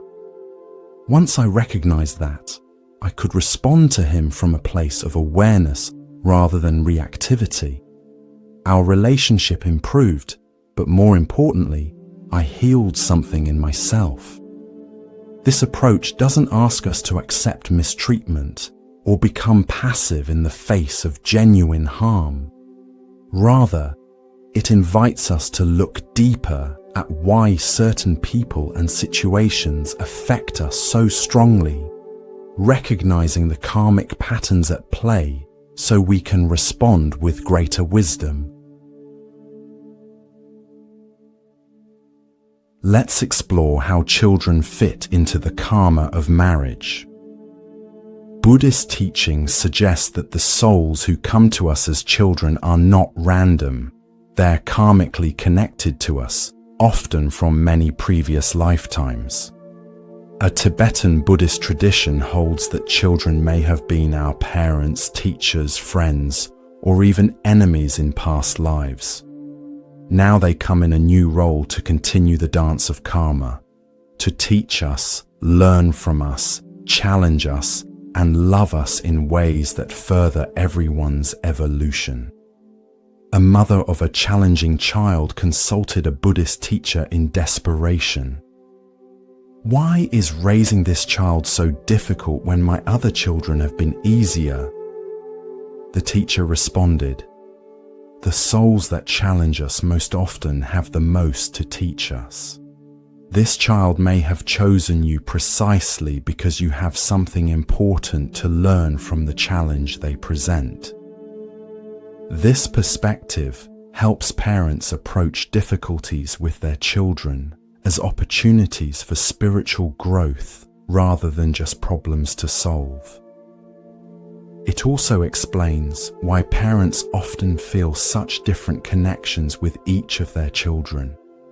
These are unique soul relationships with distinct karmic histories. The same principle applies to the relationship children have with their parents. The specific combination of strengths and weaknesses in our parents wasn't accidental. Our souls were drawn to the exact learning environment needed for our growth. This doesn't excuse parental harm or neglect, but it does help us understand the deeper purpose behind even difficult family dynamics. Many people wonder about the concept of a soulmate or twin flame and how these ideas relate to the karma of marriage. While these exact terms aren't traditional Buddhist concepts, they point to something Buddhism does recognize, that some soul connections carry particularly powerful karmic significance. A Buddhist teacher explained, "While all relationships have karmic dimensions, some connections do feel especially profound or familiar, like coming home rather than meeting someone new. These may be souls you've traveled with closely through many lifetimes, developing a deep resonance that's immediately recognized when you meet again. However, Buddhism cautions against romanticizing these connections or expecting them to be easier than other relationships. Often, our deepest karmic connections bring our most significant challenges precisely because there's so much shared history and unfinished business. A meditation guide shared this perspective. What many call a soulmate isn't necessarily someone who makes everything easy.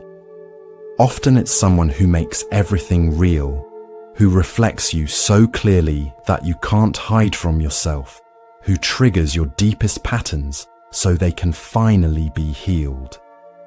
This understanding helps counterbalance popular notions that finding a soulmate means finding perfect compatibility or ease.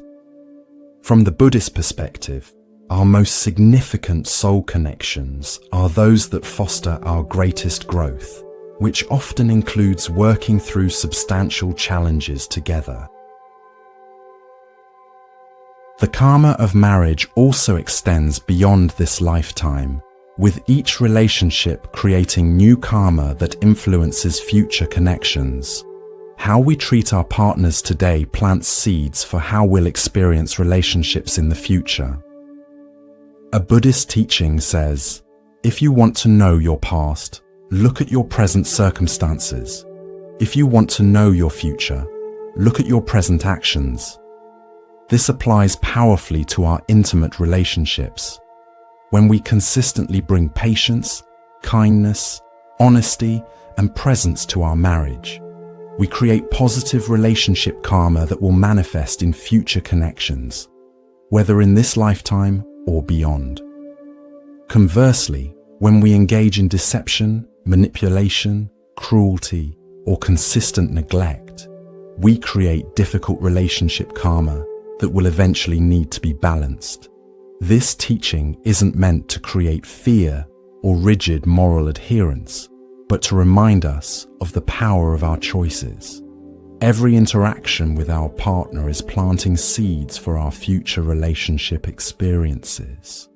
This awareness can help us make more conscious choices, even in challenging moments. A couple who had worked through serious marital difficulties shared their realization. We understood that how we treated each other wasn't just about our current happiness. It was creating patterns that would follow our souls forward. This helped us approach our conflicts with more care and consciousness, thinking not just about immediate outcomes, but about the kind of karma we wanted to create together. Let's remember that these ancient teachings aren't meant to be abstract philosophy, but practical wisdom for living more conscious, loving lives. Understanding the karma of marriage gives us a wider perspective that can transform how we experience our most intimate relationships. When challenges arise, we can ask, what is this trying to teach me? What pattern might be complete in itself here? How can I respond in a way that creates positive karma moving forward? These questions shift us from reactivity to responsibility, from victimhood to empowerment. A Buddhist teacher offered this summary. The karma of why you marry who you marry isn't about limitation, but liberation. It's not telling you that you're stuck with certain patterns, but showing you why those patterns exist, so you can finally free yourself from them. When you understand the karmic dimensions of your relationships, you gain the power to transform them. This understanding doesn't diminish the very real human experiences of love, attraction, compatibility, and choice. Rather, it places these experiences within a larger context that gives them deeper meaning and purpose. Your marriage isn't just about personal happiness. It's part of your soul's journey toward awakening. Whether you're currently in a marriage that feels blessed or challenged, single and wondering about future relationships, or healing from a relationship that's ended, these teachings offer perspectives that can bring greater peace and clarity. By understanding the karma of why we marry who we marry, we open ourselves to the profound spiritual opportunities our closest relationships provide. Now let's dive deeper into how we can work with the karma of marriage to create more conscious, loving relationships. Many of us experience the same relationship problems over and over again, either with the same partner or with different partners who somehow trigger similar reactions in us. Have you ever wondered why this happens? According to Buddhist wisdom, these repetitive patterns aren't coincidences or bad luck.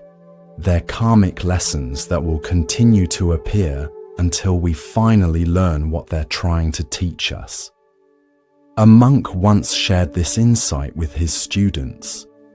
The universe is a patient teacher. It will present the same lesson in different forms until you master it. Your recurring relationship challenges aren't punishments. They're the same exam being offered again and again until you pass it. This understanding gives us a completely different perspective on our relationship difficulties. Instead of seeing them as obstacles to happiness, we can recognize them as opportunities for profound spiritual growth.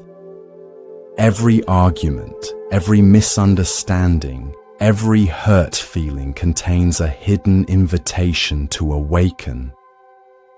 Let me share a story that illustrates this principle.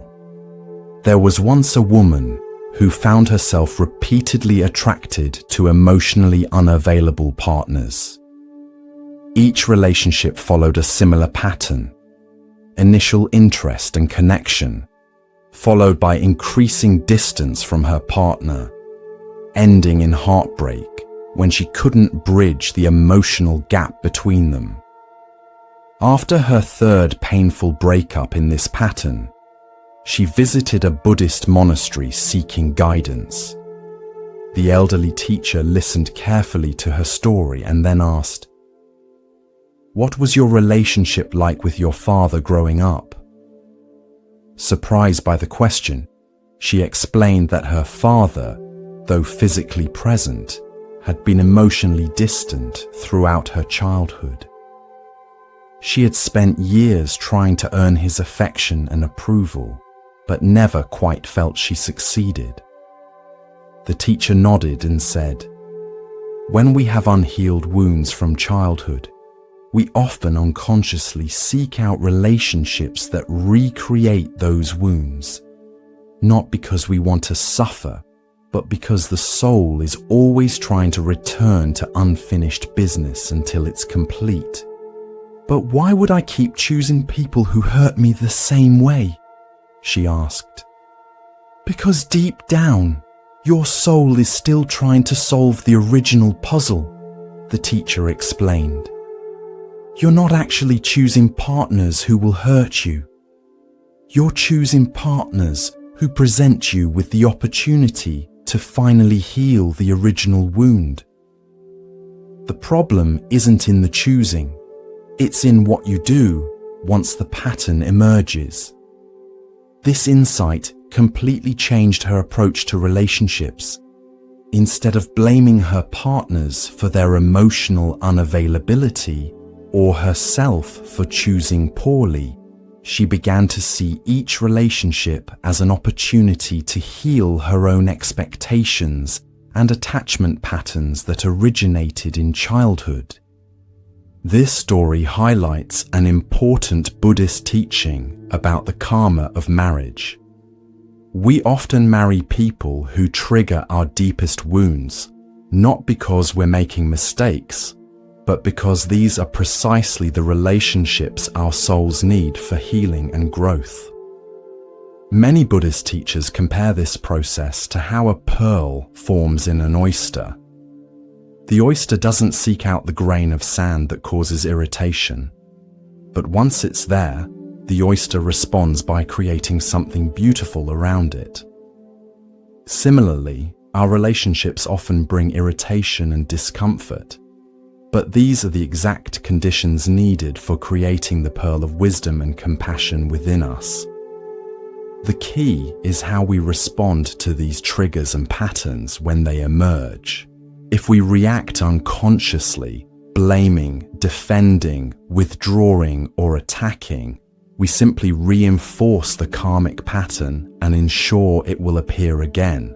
But if we respond with awareness, observing our reactions, staying present with difficult emotions, and choosing conscious responses, we begin to transform the karma. A wise meditation teacher once said, "Relationship triggers aren't problems to be eliminated. They're signposts pointing to where healing needs to happen." Thank your partner when they trigger you, for they're showing you exactly where your work lies. Buddhist wisdom teaches that every relationship challenge falls into one of three categories based on karma: lessons we need to learn, debts we need to repay, or gifts we need to receive. Understanding which category your current relationship challenge falls into can help you respond more wisely. Lessons we need to learn often appear as recurring patterns that don't resolve despite our best efforts. Perhaps you consistently feel unheard in relationships, or you repeatedly attract partners who can't commit, or you always end up taking care of others at the expense of your own needs. These patterns will continue until you learn the deeper lesson they contain, often something about your own worth, boundaries, or authentic expression. A man once complained to his spiritual teacher, "Why do I always end up with partners who try to control me?" This has happened in 3 relationships now. The teacher replied, "The question isn't why they try to control you. The question is why you continue to allow it. What beliefs about yourself make this pattern possible?" That's where your karmic lesson lies. Debts we need to repay show up as situations where we feel a strong sense of responsibility or obligation toward our partner, sometimes beyond what seems reasonable. Perhaps you feel you must stay in a difficult relationship, or you find yourself giving far more than you receive. These patterns often relate to karmic debts from past interactions where roles may have been reversed. A woman described feeling inexplicably responsible for her husband's happiness, despite his continued poor choices. Her meditation teacher suggested, "This sense of excessive responsibility often has roots in karmic debt. Perhaps in another life, he supported you through difficulties. Now you're balancing that energy by supporting him." But remember, true balancing of karma comes through consciousness, not sacrifice. You can honor the debt without diminishing yourself. Gifts we need to receive appear as unexpected blessings or growth opportunities that come through relationship challenges. Perhaps a difficult breakup leads to discovering your authentic self, or conflict with a partner helps you develop greater emotional resilience. These gifts often come disguised as problems, but contain precisely the medicine your soul needs. One of the most powerful ways to work with relationship karma is through the practice of conscious observation. Most people react immediately to relationship triggers, defending themselves, counter-attacking, withdrawing, or people-pleasing. These reactions come from conditioning and past patterns, not from present awareness. A Zen master once advised a married couple having difficulties, "For 1 month, I want you to practice this. When triggered by your partner, pause. Take 3 conscious breaths before responding. During those breaths, simply observe the sensations in your body, the emotions arising, and the thoughts trying to form a reaction. Then respond from that place of observation, rather than reaction." This simple practice can dramatically transform relationship dynamics because it creates space between trigger and response. space in which new choices become possible. In that space, you can see the karmic pattern as it's trying to play out and choose whether to continue it or do something different. A husband who practiced this shared his experience. I realized that when my wife criticized something I'd done, my instant reaction was defensive anger, not because what she said warranted that response, but because her tone reminded me of how my mother spoke to me as a child. Once I could see that pattern, I could respond to what my wife was actually saying in the present, not to the ghost of my mother from the past. This kind of awareness doesn't just improve your current relationship, it actually transforms the karma that would otherwise carry forward into future relationships. Each time you respond consciously rather than reactively, you're creating new karmic patterns based on awareness rather than conditioning. Buddhist teachings emphasize that karma isn't just created by our actions, but also by our intentions. This means that even when relationship circumstances are difficult, we can create positive karma by maintaining conscious, compassionate intentions. A meditation teacher explained it this way. In any relationship moment, ask yourself, am I acting from fear or from love? Am I trying to protect myself or to understand the other person? Am I seeking to win or to connect?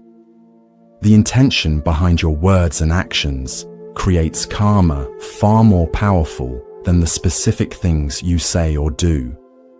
This teaching is especially helpful in challenging relationships where external circumstances may not change quickly. Even if your partner isn't responsive to your efforts to improve the relationship, you can still create positive karma through your own intentions and responses. A woman in a difficult marriage with a partner unwilling to change shared how this understanding transformed her experience. I realized I couldn't control his behavior, but I could control the energy I brought to each interaction. I started asking myself before responding, what kind of karma do I want to create here?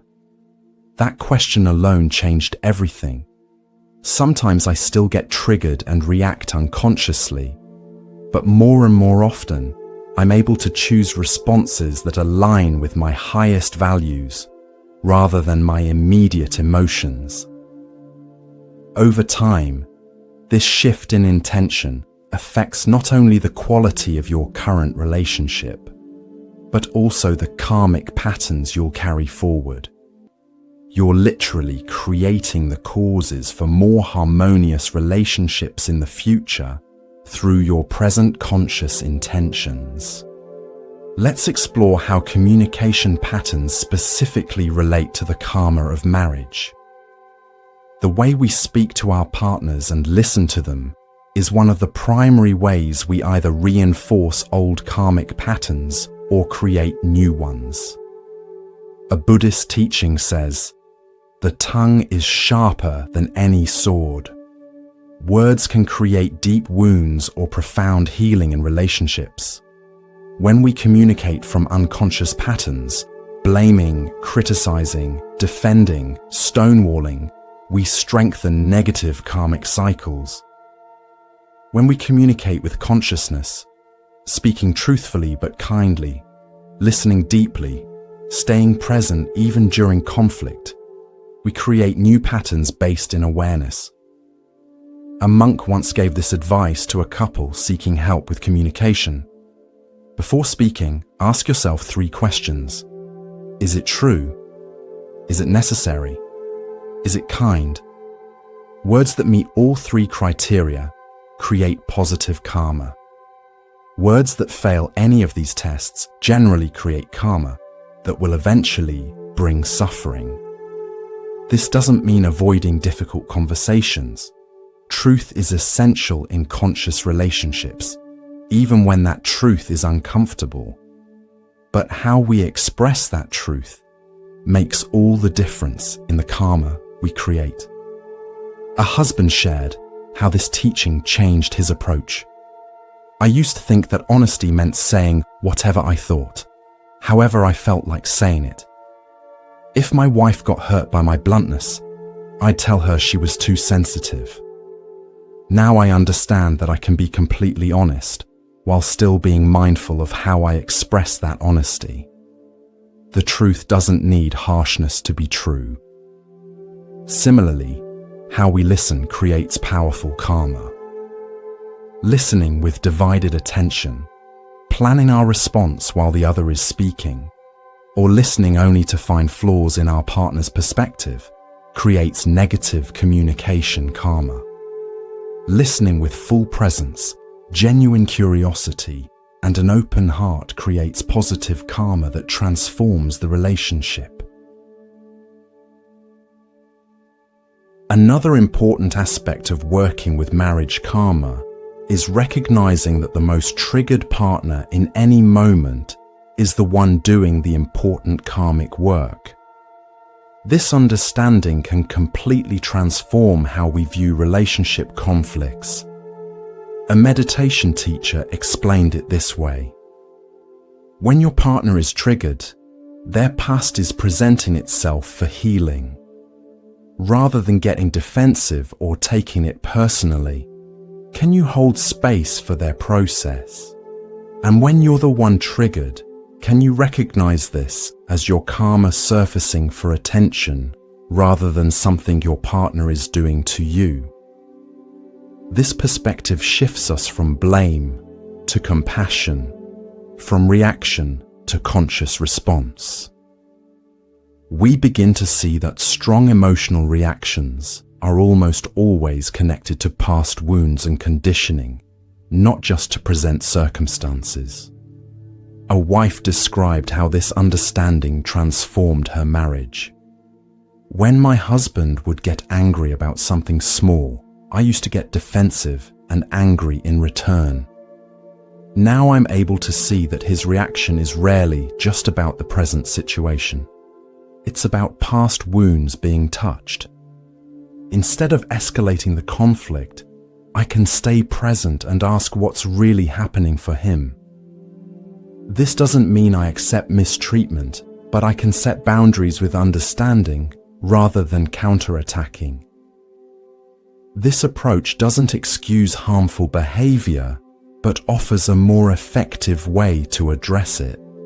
When we respond to our partner's triggers with presence rather than reactivity, we create space for real healing to occur.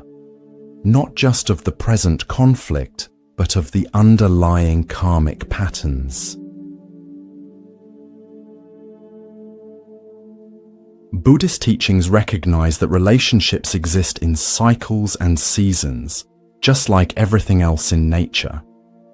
Understanding these natural cycles can help us work more skillfully with the karma of marriage, instead of expecting constant harmony or happiness. A wise teacher compared marriage to the changing seasons. Just as nature moves through spring, summer, fall, and winter, relationships have their own natural cycles of connection and distance, harmony and challenge, growth and consolidation. Many marriages struggle because people expect perpetual summer and become distressed when autumn or winter arrive. These relationship seasons aren't random, but often follow karmic patterns that need attention at different times. Spring represents new beginnings and fresh energy in the relationship. Summer is a time of growth, abundance, and joy. Autumn brings necessary letting go and assessment of what remains vital. Winter is a time of rest, going inward, and preparation for the next cycle of growth.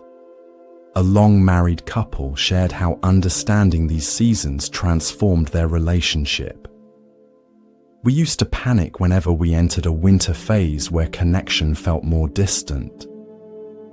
we'd think something was wrong with our marriage. Now we recognize this as a natural and necessary season. Instead of fighting against it, we use it as a time for individual reflection and renewal. We've found that spring always returns if we honor winter's purpose rather than resisting it. This cyclical view helps us work with relationship karma more patiently. Instead of expecting immediate resolution of difficulties, we recognize that karmic patterns often need time to reveal their full lessons. Just as a seed planted in spring doesn't bear fruit immediately, the conscious choices we make in our relationships may take time to fully transform karmic patterns. Many people wonder how to know whether relationship difficulties are karmic lessons to work through or signs that the relationship has completed its purpose. Buddhist wisdom offers guidance on this important distinction. A meditation teacher explained it this way: the key question isn't whether the relationship is difficult. Many karmically important relationships are challenging. The question is whether the difficulty leads to growth and greater awareness for both people, or whether it leads to diminishment and contraction. Difficulties that serve karmic growth generally have certain qualities. Both partners maintain basic respect and care for each other, even during conflict. Challenges lead to greater self-understanding rather than just blame. There's a willingness on both sides to take responsibility for patterns, and over time, there's evidence of actual growth and positive change, even if progress isn't linear.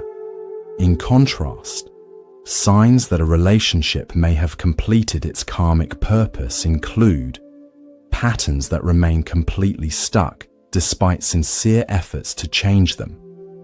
One or both people consistently feeling diminished rather than expanded by the relationship. Loss of basic respect and compassion, or a deep inner knowing that continuing the relationship would require denying important truths or compromising essential values. A woman shared her experience with this discernment. For years, I thought my marriage difficulties were karmic lessons I needed to work through. I kept trying different approaches, getting help, and working on myself. But eventually, I realized that despite all this effort, the same destructive patterns continued, and I was becoming less of myself, not more. I finally understood that the karmic lesson wasn't to make this particular relationship work. It was to learn when to honor myself by letting go. This doesn't mean leaving relationships at the first sign of difficulty. Many of our most important karmic lessons come through working through challenges together. But it does mean being honest about whether the relationship is serving the spiritual growth of both people or becoming a place of stagnation and harm.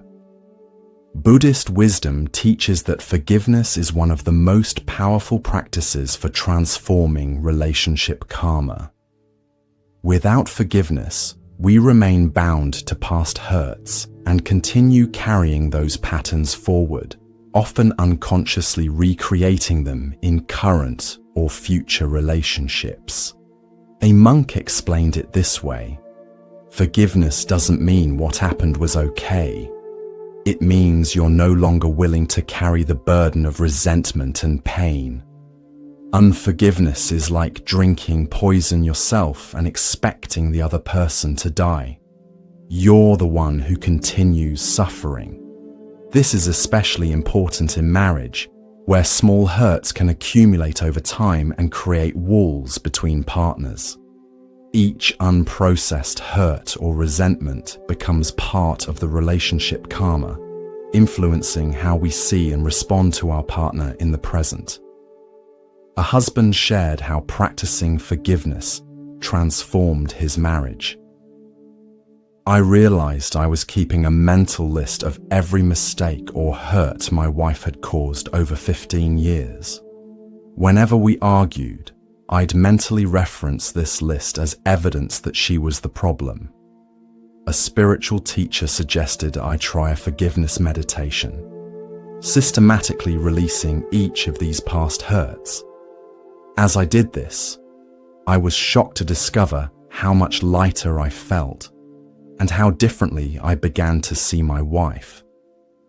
I could suddenly see her good intentions and efforts in the present instead of viewing everything through the filter of past disappointments.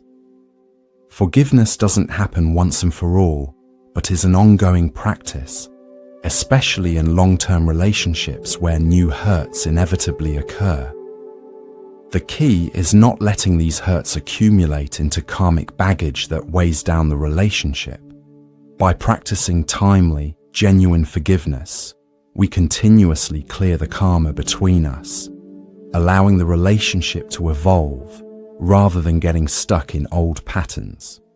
Another powerful practice for transforming marriage karma is cultivating genuine gratitude for your partner and the relationship, including gratitude for the challenges they bring. This shift in perspective can completely change the energy between two people. A Buddhist teacher advised a struggling couple, each night before sleep, silently name 3 things you appreciate about your partner from that day, including one challenge they presented that's helping you grow. Do this for 30 days without telling them you're doing it and observe what changes. The couple was skeptical but agreed to try. After 30 days, they reported significant shifts in how they saw each other and interacted, even though neither knew the other was practicing gratitude. The husband explained, "When I started looking for things to appreciate, I began noticing positive qualities I'd been overlooking. And strangely, when I forced myself to find gratitude for the challenges my wife presented, I started seeing them as opportunities rather than problems." This practice works because it directly addresses one of the core mechanisms of karma, our perception. How we see our partner and the relationship literally creates our experience of them. When we focus on flaws, mistakes, and disappointments, we strengthen the karmic patterns associated with those perceptions. When we consciously direct our attention to qualities we appreciate and lessons we're learning, we begin creating new karmic patterns based on gratitude and growth. This doesn't mean ignoring genuine problems or pretending everything is perfect. Rather, it's about bringing balanced attention to the whole relationship, including its gifts and opportunities, instead of hyper-focusing on difficulties or shortcomings.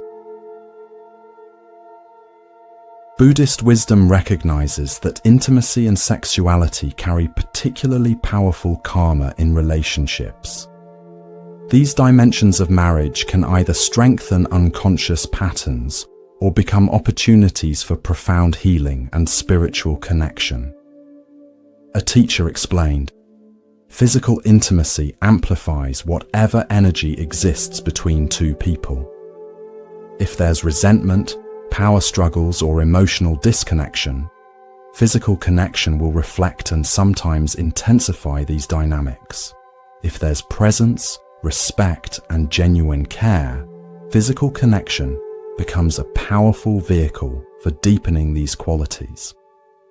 Many couples find that unresolved karmic patterns show up clearly in their intimate life.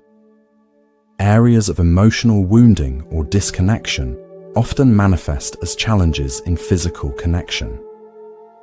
Conversely, bringing greater consciousness to physical intimacy can help heal emotional patterns.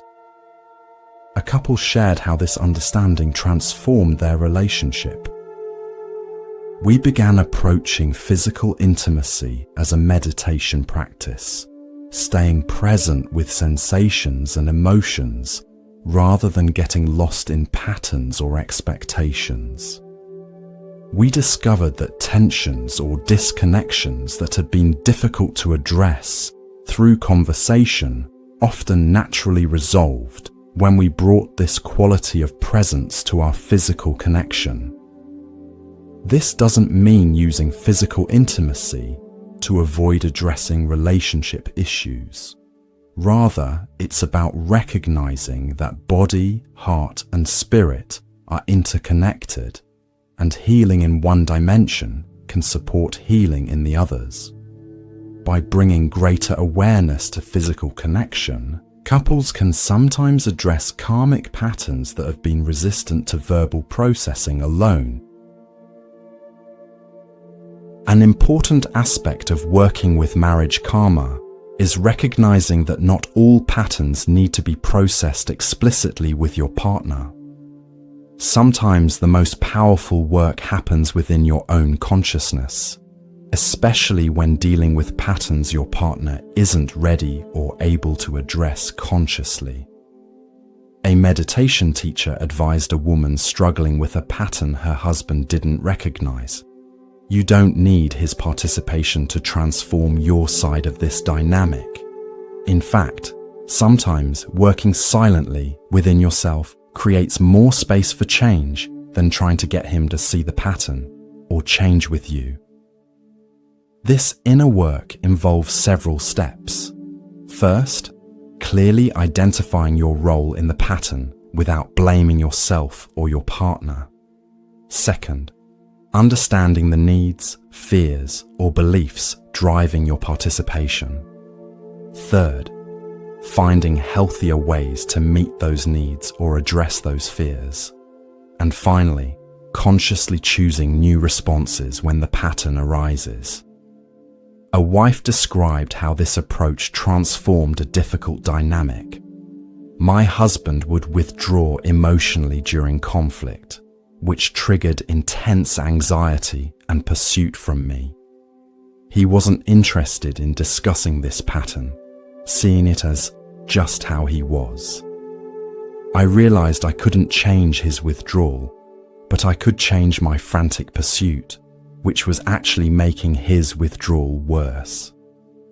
I began working with my abandonment fears in meditation and therapy, finding ways to self-soothe when triggered instead of desperately pursuing connection. As I changed my response, the entire dynamic gradually shifted, not because he consciously participated in changing it, but because my different response made his habitual withdrawal unnecessary. This example illustrates an important truth about relationship karma. Patterns are co-created and maintained by both people, which means changing your participation can transform the entire dynamic, even without your partner's conscious cooperation. This isn't about unilaterally fixing problems, but about recognizing your power to change systems by changing your part in them.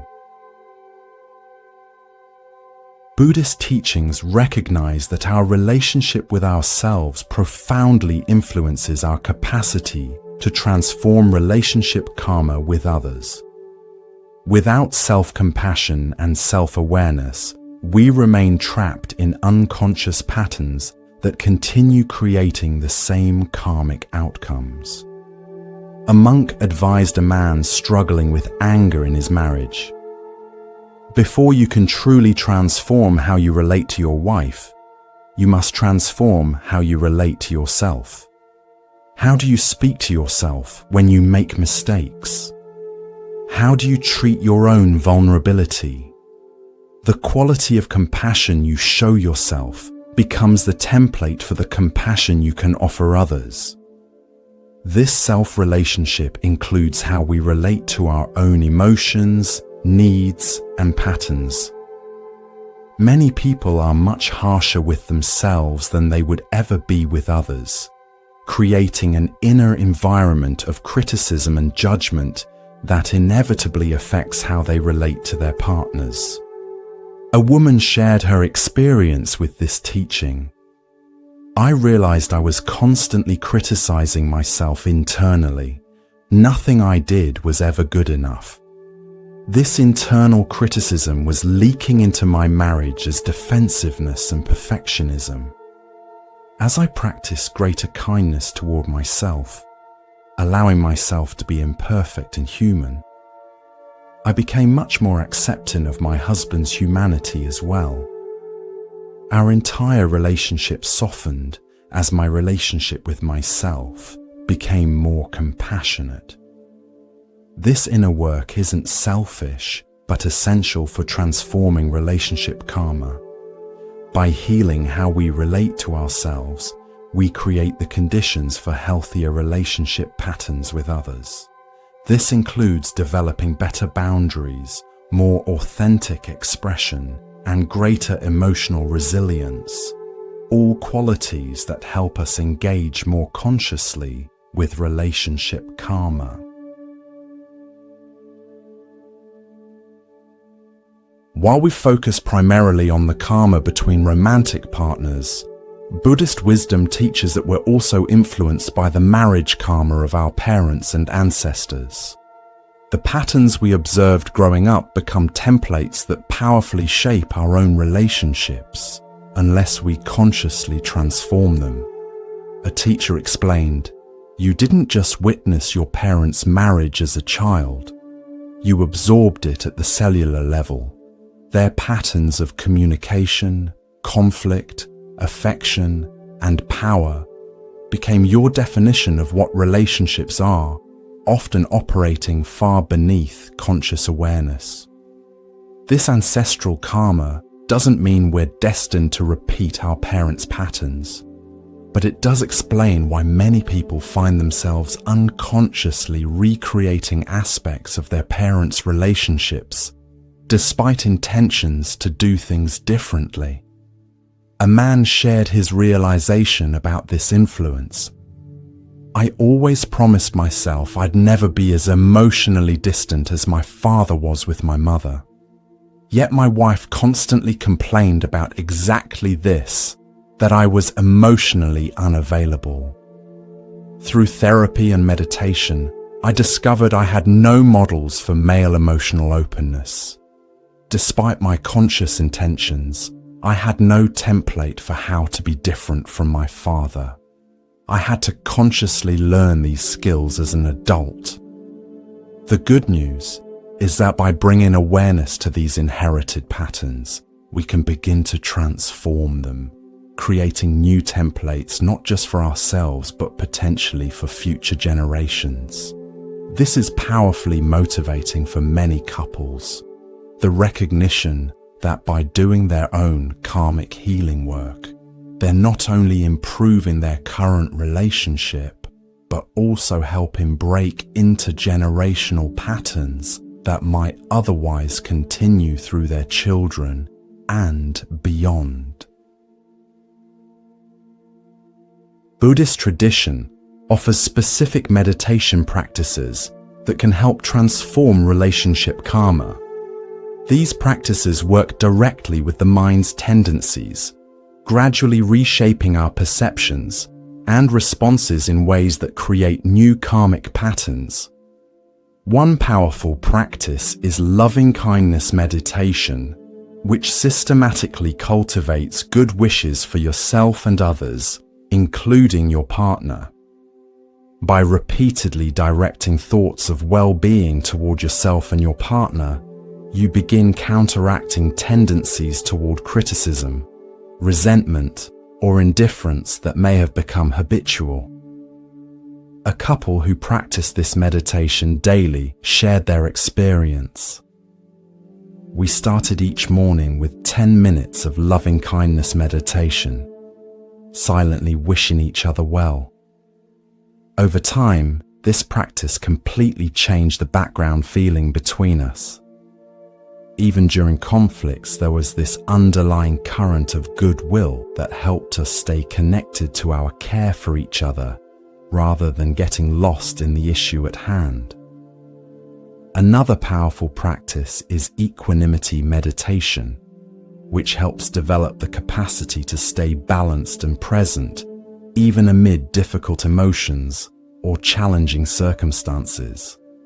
This steadiness is essential for working with relationship karma, as it allows us to respond consciously rather than react from conditioning when triggers arise. A husband described how this practice helped him. I had a pattern of either getting defensive or shutting down when my wife was upset. Equanimity meditation taught me how to stay present with uncomfortable feelings without being overwhelmed by them. I could listen to my wife's concerns without immediately needing to fix, defend, or escape. This created space for real understanding instead of our usual reactive cycle. These meditation practices don't replace direct communication or practical action in relationships, but they create an inner foundation that makes other efforts more effective. By gradually transforming our mental and emotional habits, they help create the conditions for new karmic patterns to emerge in the relationship. Let's explore how to apply these karmic understandings to dating and new relationships. If you're currently single, how can awareness of relationship karma help you make wiser choices moving forward? A Buddhist teacher offered this guidance. Before seeking a new relationship, take time to clearly identify the patterns that have appeared in your past relationships. What types of partners have you been drawn to? What dynamics repeatedly emerged? What roles did you tend to play? This self-knowledge is essential for making more conscious choices rather than unconsciously repeating karmic patterns. This reflection isn't about blaming yourself for past relationship difficulties, but about honestly recognizing your participation in recurring dynamics. With this awareness, you can approach dating with greater discernment, noticing when you feel drawn to someone who fits your familiar patterns. A woman shared how this awareness changed her dating experience. I realized I consistently chose partners who needed fixing in some way, which set up a caretaker-dependent dynamic that eventually left me feeling depleted and resentful. When I started dating again after my divorce, I became much more attentive to this pattern. When I felt that familiar pull towards someone who seemed to need my help or rescue, I recognized it as my old pattern rather than genuine connection. This awareness helped me eventually find a relationship based on mutual support rather than one-sided caretaking. This doesn't mean seeking perfect partners without challenges, as all relationships will involve some karmic work. Rather, it's about distinguishing between relationships that offer opportunities for growth through healthy challenges versus those that simply repeat old destructive patterns. With awareness of your specific karmic tendencies, you can make this distinction more clearly. For those in the early stages of a relationship, Buddhist wisdom offers guidance on assessing karmic compatibility beyond the initial attraction or common interests that might bring two people together. A meditation teacher suggested these questions for reflection. Beyond how this person makes you feel, what qualities of character do you observe in them? How do they respond when things don't go their way? How do they treat others who can't benefit them? How do they handle their own difficult emotions? These observations reveal more about karmic compatibility than shared interests or initial chemistry. This assessment isn't about finding someone perfect, but about recognizing whether a potential partner demonstrates the awareness and emotional maturity necessary for conscious relationship. Without these qualities, karmic patterns are likely to repeat rather than transform, no matter how strong the initial connection feels. A man shared how this perspective changed his approach to dating. I used to focus almost entirely on whether there was strong attraction and shared interests. This led to relationships with immediate connection, but eventual repetition of the same painful patterns. Now I pay much more attention to character and self-awareness. Is this person willing to look at herself honestly? Can she take responsibility without excessive blame or shame? Is she committed to her own growth? These qualities matter far more for long-term karmic compatibility than the surface factors I used to prioritize. This approach helps distinguish between connections that feel compelling because they're offering opportunities for growth and healing versus those that feel compelling because they're repeating familiar but unconscious patterns. With this discernment, you can make choices that align with your highest intentions for relationship rather than being driven primarily by unconscious karmic pulls. Buddhist wisdom recognizes that some people may be called to periods of being single as part of their karmic journey. Rather than seeing this as a failure or lack, these teachings frame solitude as a valuable opportunity for deep inner work that can transform future relationships. A monk advised someone distressed about being single, instead of seeing this time as waiting for relationship, can you approach it as preparation? This is a powerful opportunity to develop the self-knowledge, emotional skills, and spiritual foundation that will allow your future relationships to unfold from wisdom rather than unconscious patterns. This perspective transforms how we experience being single. Instead of focusing on lack or longing, we can use this time intentionally to understand our relational patterns, heal past wounds, develop greater emotional intelligence, and clarify our authentic values and needs in relationship. A woman shared how embracing this approach changed her experience. After my divorce, I initially felt desperate to find another relationship quickly. A Buddhist teacher suggested I commit to being single for at least a year, using that time to understand the patterns that had shaped my marriage. This was difficult at first, but it became one of the most valuable periods of my life. I discovered relationship patterns dating back to childhood that I'd never recognized before. I developed practices for working with my own emotional triggers, rather than expecting partners to manage them for me. When I eventually began dating again, I approached relationships with much greater clarity and wisdom. This teaching doesn't suggest that everyone needs extended periods of being single, but it offers a compassionate reframing for those who find themselves without partners for a time.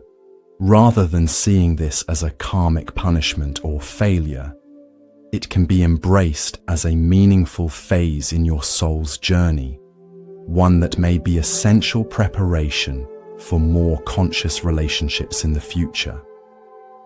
Remember that working with the karma of marriage is a lifelong journey, not a destination we reach once and for all. Buddhist wisdom emphasizes that this work unfolds gradually through consistent awareness and compassionate effort. A meditation master once told his students, "Don't expect to transform deep karmic patterns quickly or perfectly. This work happens one conscious choice at a time, one moment of presence at a time. Be patient with yourself and your partner as you learn together. The very challenges that seem like obstacles are actually the path itself." This patience is essential because karmic patterns often have deep roots extending beyond this lifetime. Just as these patterns didn't form overnight, they don't transform overnight either. What matters is the direction of change, not its speed or perfection. A couple married for 40 years shared their perspective. Looking back, we can see how the same basic karmic patterns have been with us throughout our marriage. The difference isn't that these patterns disappeared completely, but that we gradually learn to work with them more consciously. The triggers that once led to days of conflict now might cause only moments of tension before we recognize what's happening. We're not perfect, but we're more aware, and that awareness has transformed our experience, even when the basic patterns still sometimes emerge. This couple's experience illustrates an important truth. Success in working with relationship karma isn't measured by the complete absence of challenges, but by our capacity to meet those challenges with increasing consciousness, compassion, and wisdom. Each time we do this, we create new karma that gradually replaces old patterns, not just in this relationship, but in our soul's journey across lifetimes. I invite you to reflect on the karmic patterns in your own relationships with compassion and curiosity. What recurring dynamics can you identify? What might these patterns be trying to teach you? How might you bring greater awareness to these patterns when they next arise? Understanding the karma of marriage isn't about assigning blame or accepting suffering, but about recognizing the profound opportunities for growth and healing that our closest relationships offer. With each moment of awareness, each conscious choice, each act of forgiveness or presence, you're not just improving your current relationship, you're creating new karma that will bear fruit both in this lifetime and beyond. Now, we'll discover how intimate relationships can serve not just as vehicles for personal healing, but as profound paths to spiritual awakening. Buddhist wisdom shows us that marriage, when approached consciously, can become one of the most powerful spiritual practices available to us. Many spiritual traditions throughout history have viewed marriage and intimate relationships as distractions from the spiritual path. They believed that to achieve enlightenment, one needed to withdraw from worldly attachments and relationships. But the deeper Buddhist understanding recognizes that intimacy offers unique opportunities for awakening that cannot be found in isolation. A Zen master once told his students, "Anyone can appear peaceful while meditating alone on a mountain. But can you maintain that same peace, compassion, and presence while engaged in intimate relationship?" That is the true test and opportunity of spiritual practice. This teaching reminds us that marriage isn't opposed to spiritual development, but can actually accelerate it by constantly revealing our attachments, conditioning, and ego patterns. The very challenges that make relationships difficult are precisely what make them such potent vehicles for awakening. Let me share a story that illustrates how marriage can function as a spiritual path. There was once a woman who had practiced meditation diligently for many years in relative solitude. She felt she was making good progress on her spiritual journey until she fell in love and eventually married. Suddenly, all the peace and equanimity she thought she had developed seemed to vanish as she found herself triggered by her husband's habits and behaviors in ways that shocked her. Discouraged, she visited her longtime meditation teacher, lamenting that marriage had destroyed her spiritual progress. The teacher smiled kindly and said, "My dear, your marriage hasn't destroyed your progress. It's revealing how much of your practice was happening in artificial conditions. Your husband is showing you exactly where your work truly lies. This is not a step backward, but a great leap forward in your practice." "But I feel so much more reactive and emotional than I did when living alone," she protested. "Of course," the teacher replied. "Intimate relationship triggers the oldest and deepest patterns in our psyche. The parts of yourself that you could avoid while living alone now have nowhere to hide. This is not a problem. It's a profound opportunity. Your husband is not an obstacle to your awakening, but a gateway to it, if you approach your reactions as objects of meditation, rather than justifications for continued unconsciousness." This perspective completely transformed how the woman viewed her marriage challenges. Instead of seeing her emotional reactions as spiritual failures, she began recognizing them as precisely what her practice needed to address. Her marriage became her primary spiritual path, revealing with perfect precision exactly where liberation was needed. This story highlights an important Buddhist teaching about marriage and awakening. Our partners often function as perfect mirrors, reflecting back to us exactly where we remain unconscious or attached. The very qualities in our partners that trigger us most strongly are often showing us what we most need to heal or integrate within ourselves. A meditation teacher explained it this way: when you feel strongly reactive to something in your partner, ask yourself, what might this be showing me about myself? Where might I have this same quality in a form I haven't recognized? Or where might I have its opposite polarity that creates the tension between us? This mirroring happens because of the precise nature of karmic attraction. We don't randomly choose partners, but are drawn to those who will reflect our unacknowledged or unintegrated aspects. This doesn't mean our partners are identical to us. Often they carry qualities that represent our disowned parts or unhealed wounds. A husband shared his insight about this process.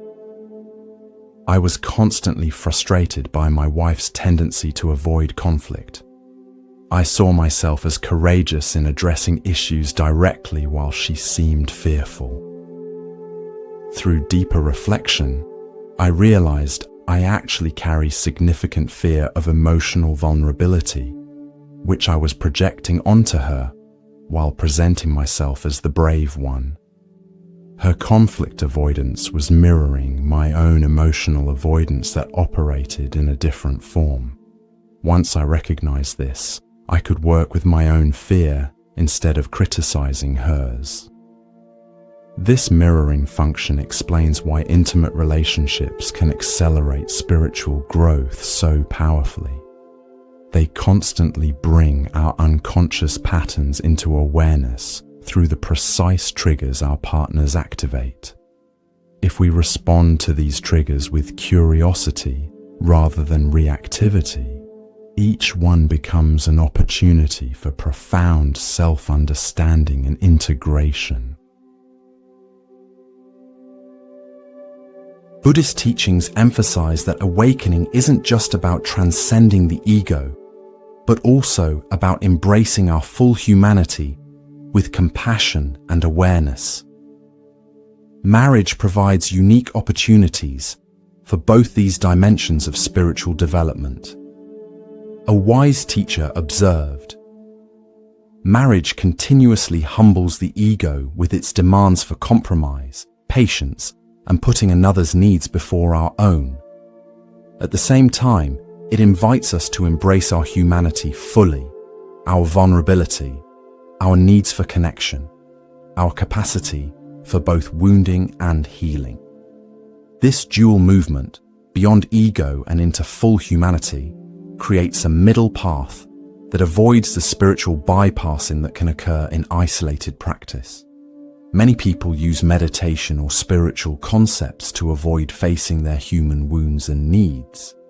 Marriage makes this avoidance nearly impossible, constantly bringing us back to our embodied, emotional reality. A meditation practitioner shared his experience.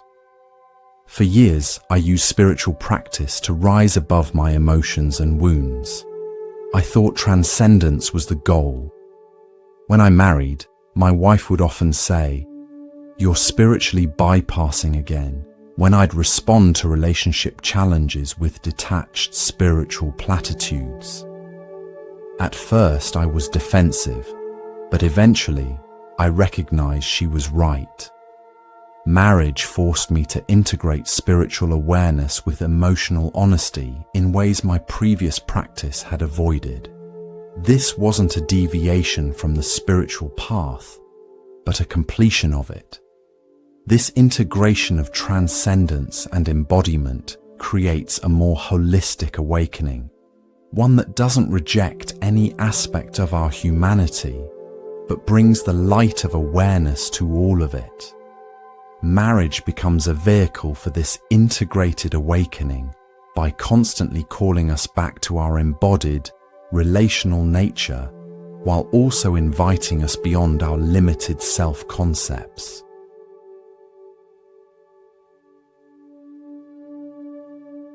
One of the most powerful spiritual opportunities marriage offers is the practice of selfless love, moving beyond self-centered attachment to genuine care for another's well-being.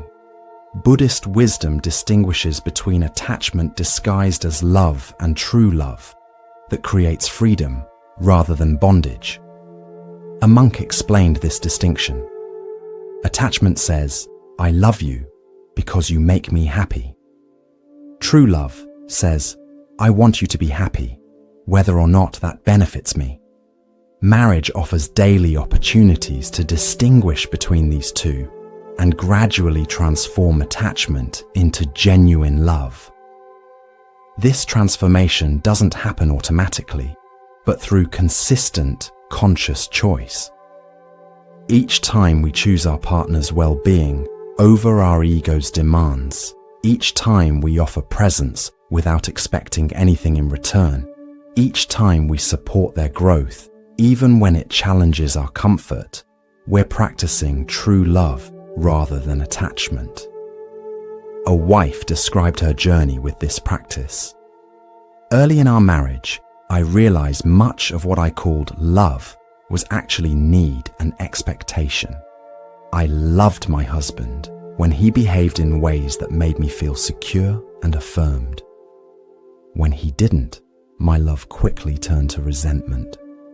Through spiritual practice, I began noticing this pattern and deliberately choosing to act from genuine care, even when I wasn't getting what I wanted.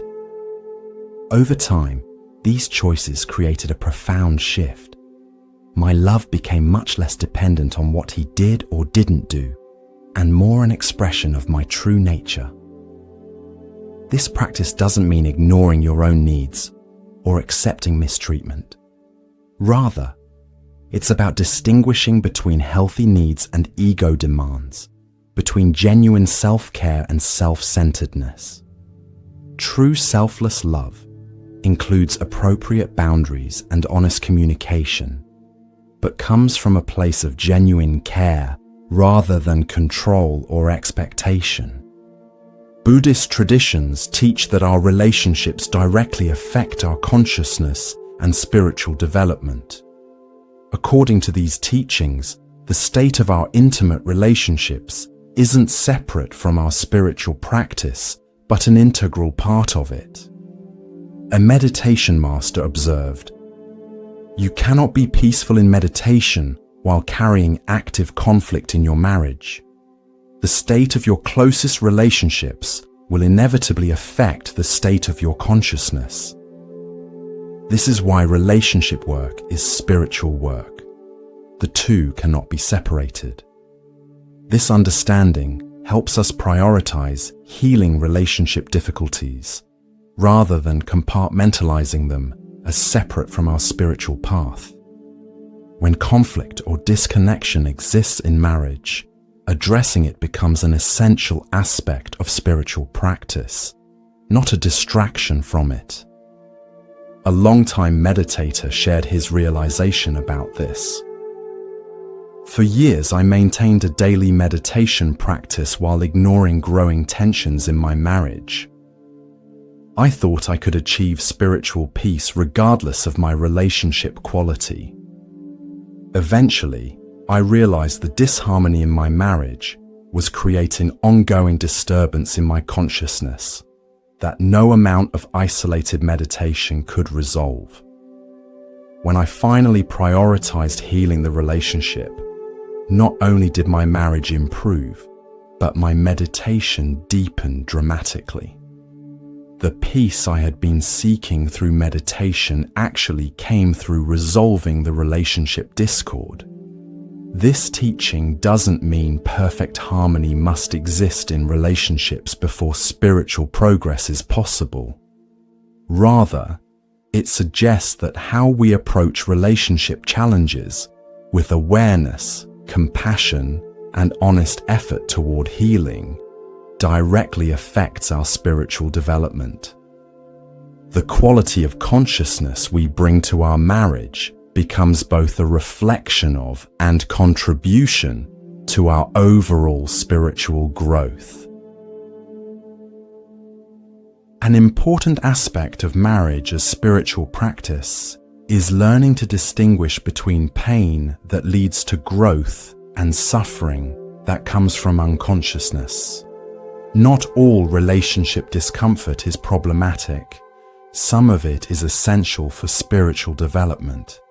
A Buddhist teacher explained, growth often involves pain, the pain of having our ego confronted, of facing our wounds, of letting go of attachments. This pain serves awakening, but suffering comes from resisting this process, blaming, defending, avoiding. Learning to distinguish between beneficial pain and unnecessary suffering is crucial in using marriage as a spiritual path. This distinction helps us approach relationship challenges with wisdom rather than simply trying to avoid all discomfort. Some of the most growth-producing aspects of marriage involve difficult emotions and conversations that we might prefer to avoid, but that ultimately serve our awakening. A husband described his experience with this distinction. I used to think a good relationship meant always feeling comfortable and happy. I'd avoid any interactions that might create tension. Through spiritual practice, I began distinguishing between productive discomfort and unnecessary suffering. I realized some conversations needed to happen, even though they were temporarily uncomfortable, because they led to greater understanding and connection. Other conflicts were just my ego wanting to be right and created suffering without benefit. Learning this distinction completely changed how I approached difficulties in our marriage. This discernment doesn't develop overnight, but through consistent practice and reflection. As we become more skilled at recognizing which discomforts serve growth and which merely perpetuate unconscious patterns, we can approach marriage challenges with greater wisdom, knowing when to lean into discomfort and when to choose a different path. Buddhist wisdom teaches that how we love in marriage directly affects our capacity for universal compassion. The quality of presence, understanding, and care we develop with our partner becomes a template that gradually extends to wider circles of relationship. A meditation teacher described this process. Marriage is like a laboratory for developing the qualities that spiritual traditions associate with awakening. Patience, compassion, presence, honest communication, forgiveness. As you develop these qualities with your partner, the person who can trigger you most intensely, they naturally begin extending to others in your life. This explains why many spiritual traditions see the quality of our close relationships as a measure of genuine spiritual development. If our meditation or spiritual practices aren't positively affecting how we treat those closest to us, something essential is missing in our understanding or application. A woman shared how her marriage transformed her capacity for compassion. Before I married, my meditation practice felt somewhat abstract. I could feel compassion for strangers or people suffering in distant countries, but I struggled with the people in my daily life who annoyed or hurt me. Marriage brought all my reactivity to the surface through daily triggers and conflicts. As I learned to respond to my husband with presence and compassion even when triggered, I found this capacity naturally extending to difficult colleagues, challenging family members, and eventually even to people with opposing political views who previously provoked immediate judgment. This progression from specific to universal love reflects a core Buddhist understanding that genuine spiritual development moves from the particular to the general, from the concrete to the universal. By fully engaging with the specific challenges and opportunities our marriage presents, we develop capacities that eventually benefit all beings. One of the most powerful aspects of marriage as spiritual practice is the opportunity it provides for witnessing each other's growth and evolution over time. Buddhist wisdom recognizes that having a compassionate witness to our journey can dramatically accelerate spiritual development.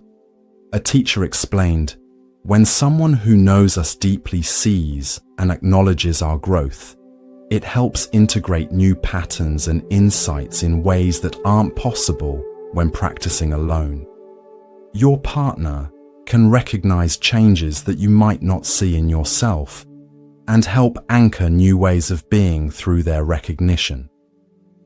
This mutual witnessing creates a powerful container for transformation. When our efforts toward greater awareness and compassion are seen and acknowledged by someone who knows us intimately, these changes become more fully integrated into our being. A couple who had been practicing together for decades shared their experience. "We've witnessed each other's spiritual journey for 30 years, the struggles, breakthroughs, backslides, and growth. There's something profoundly supportive about having someone who has seen your whole path and can remind you of how far you've come when you forget. We function as each other's memory and mirror, helping each other recognize patterns and celebrating genuine transformation. This witnessing has been as powerful for our growth as any formal spiritual practice. This doesn't mean our partner always approves of or agrees with our choices. Genuine witnessing includes honest reflection that might sometimes challenge us. But having someone who knows our history, understands our patterns, and can reflect both our shadows and our light with compassion provides a unique and powerful support for spiritual development. Buddhist teachings emphasize that true spiritual growth involves not just peak experiences or insights, but their integration into daily life. Marriage provides continuous opportunities for this integration through the mundane activities and challenges of shared life. A Zen teacher observed, "Anyone can feel spiritual during a meditation retreat. The real practice is bringing that same quality of presence to washing dishes, managing finances, making decisions together, and navigating conflicts. Marriage grounds spirituality in the ordinary, which is where true awakening must ultimately live. This integration of spirituality with everyday life transforms even the most mundane aspects of marriage into opportunities for practice. Every interaction, from deciding what to have for dinner to discussing major life decisions, becomes a chance to bring conscious presence to our patterns and choices. A husband shared how this understanding transformed his approach to marriage. I used to compartmentalize. Meditation was spiritual. Daily marriage interactions were just practical life stuff. Then I realized every interaction with my wife could be approached with the same quality of presence I cultivated in meditation. Discussing household chores became an opportunity to practice deep listening. Navigating differences became a chance to notice attachments to being right. Even sitting together watching TV could be an exercise in shared presence. This completely transformed our marriage from something separate from my spiritual path to an integral part of it. This integration doesn't mean turning every interaction into a serious spiritual exercise. Rather, it's about bringing the qualities developed in formal practice, presence, openness, compassion, into the natural flow of shared life. This creates a spirituality that's fully embodied in daily reality rather than separate from it.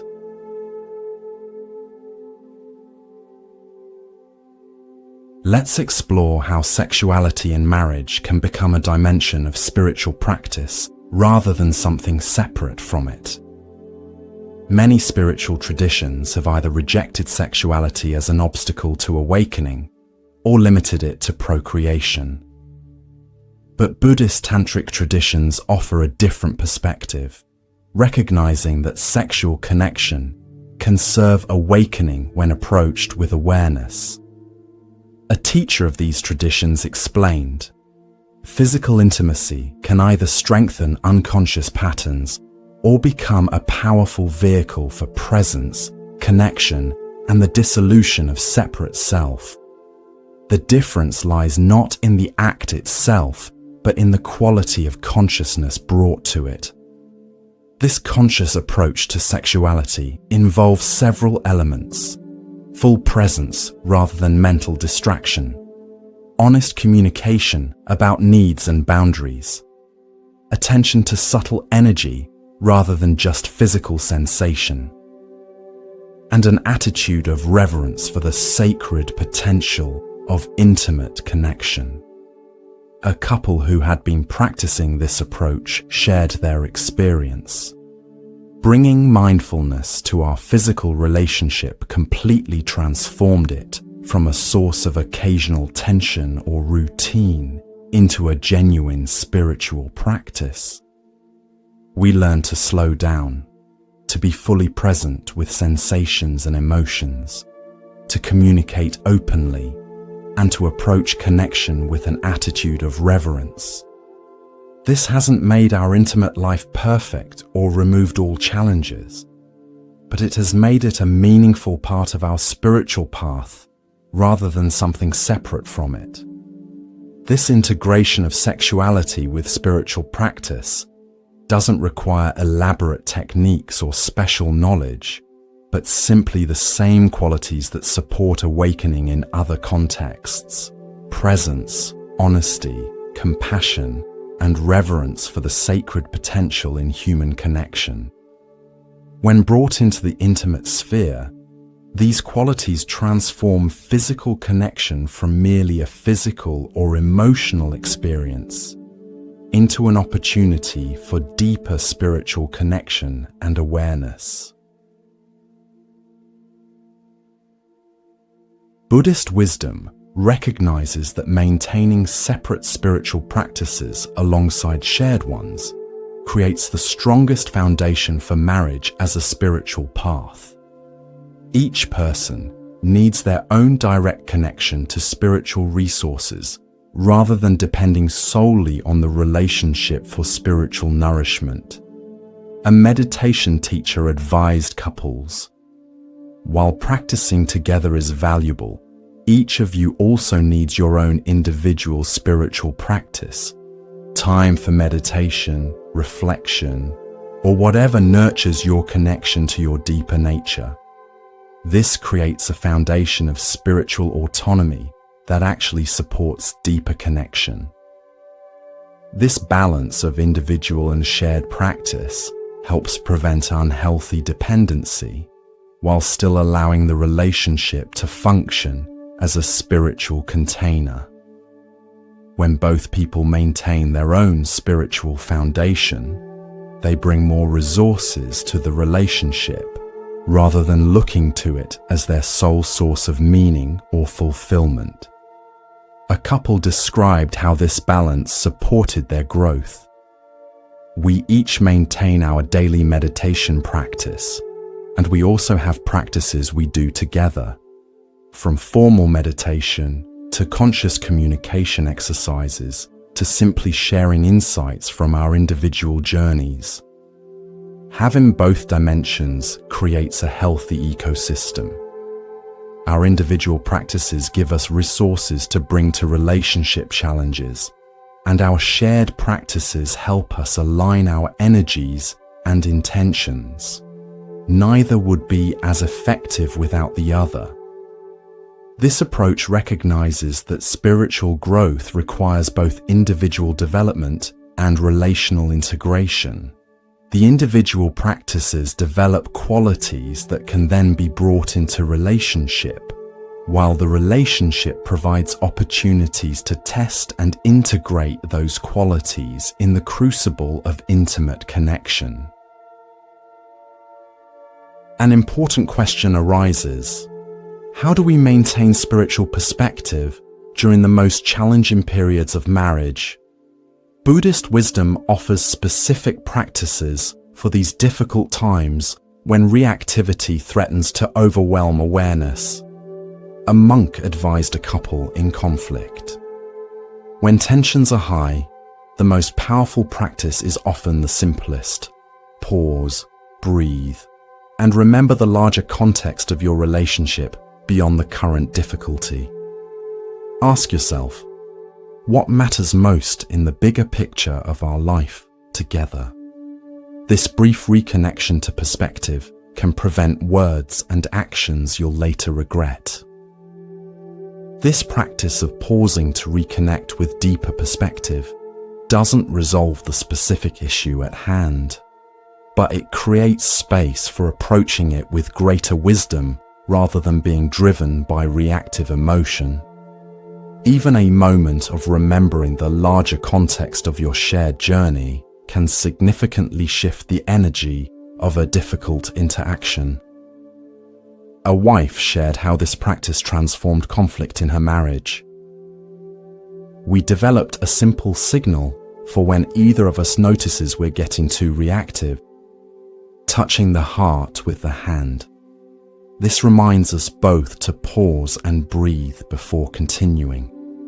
In that pause, I try to remember what I truly value about our relationship and the person my husband is beyond whatever is triggering me in the moment. This doesn't make the issue disappear, but it helps me approach it from a place of connection rather than opposition. The difference in how our conflicts unfold with or without this practice is dramatic.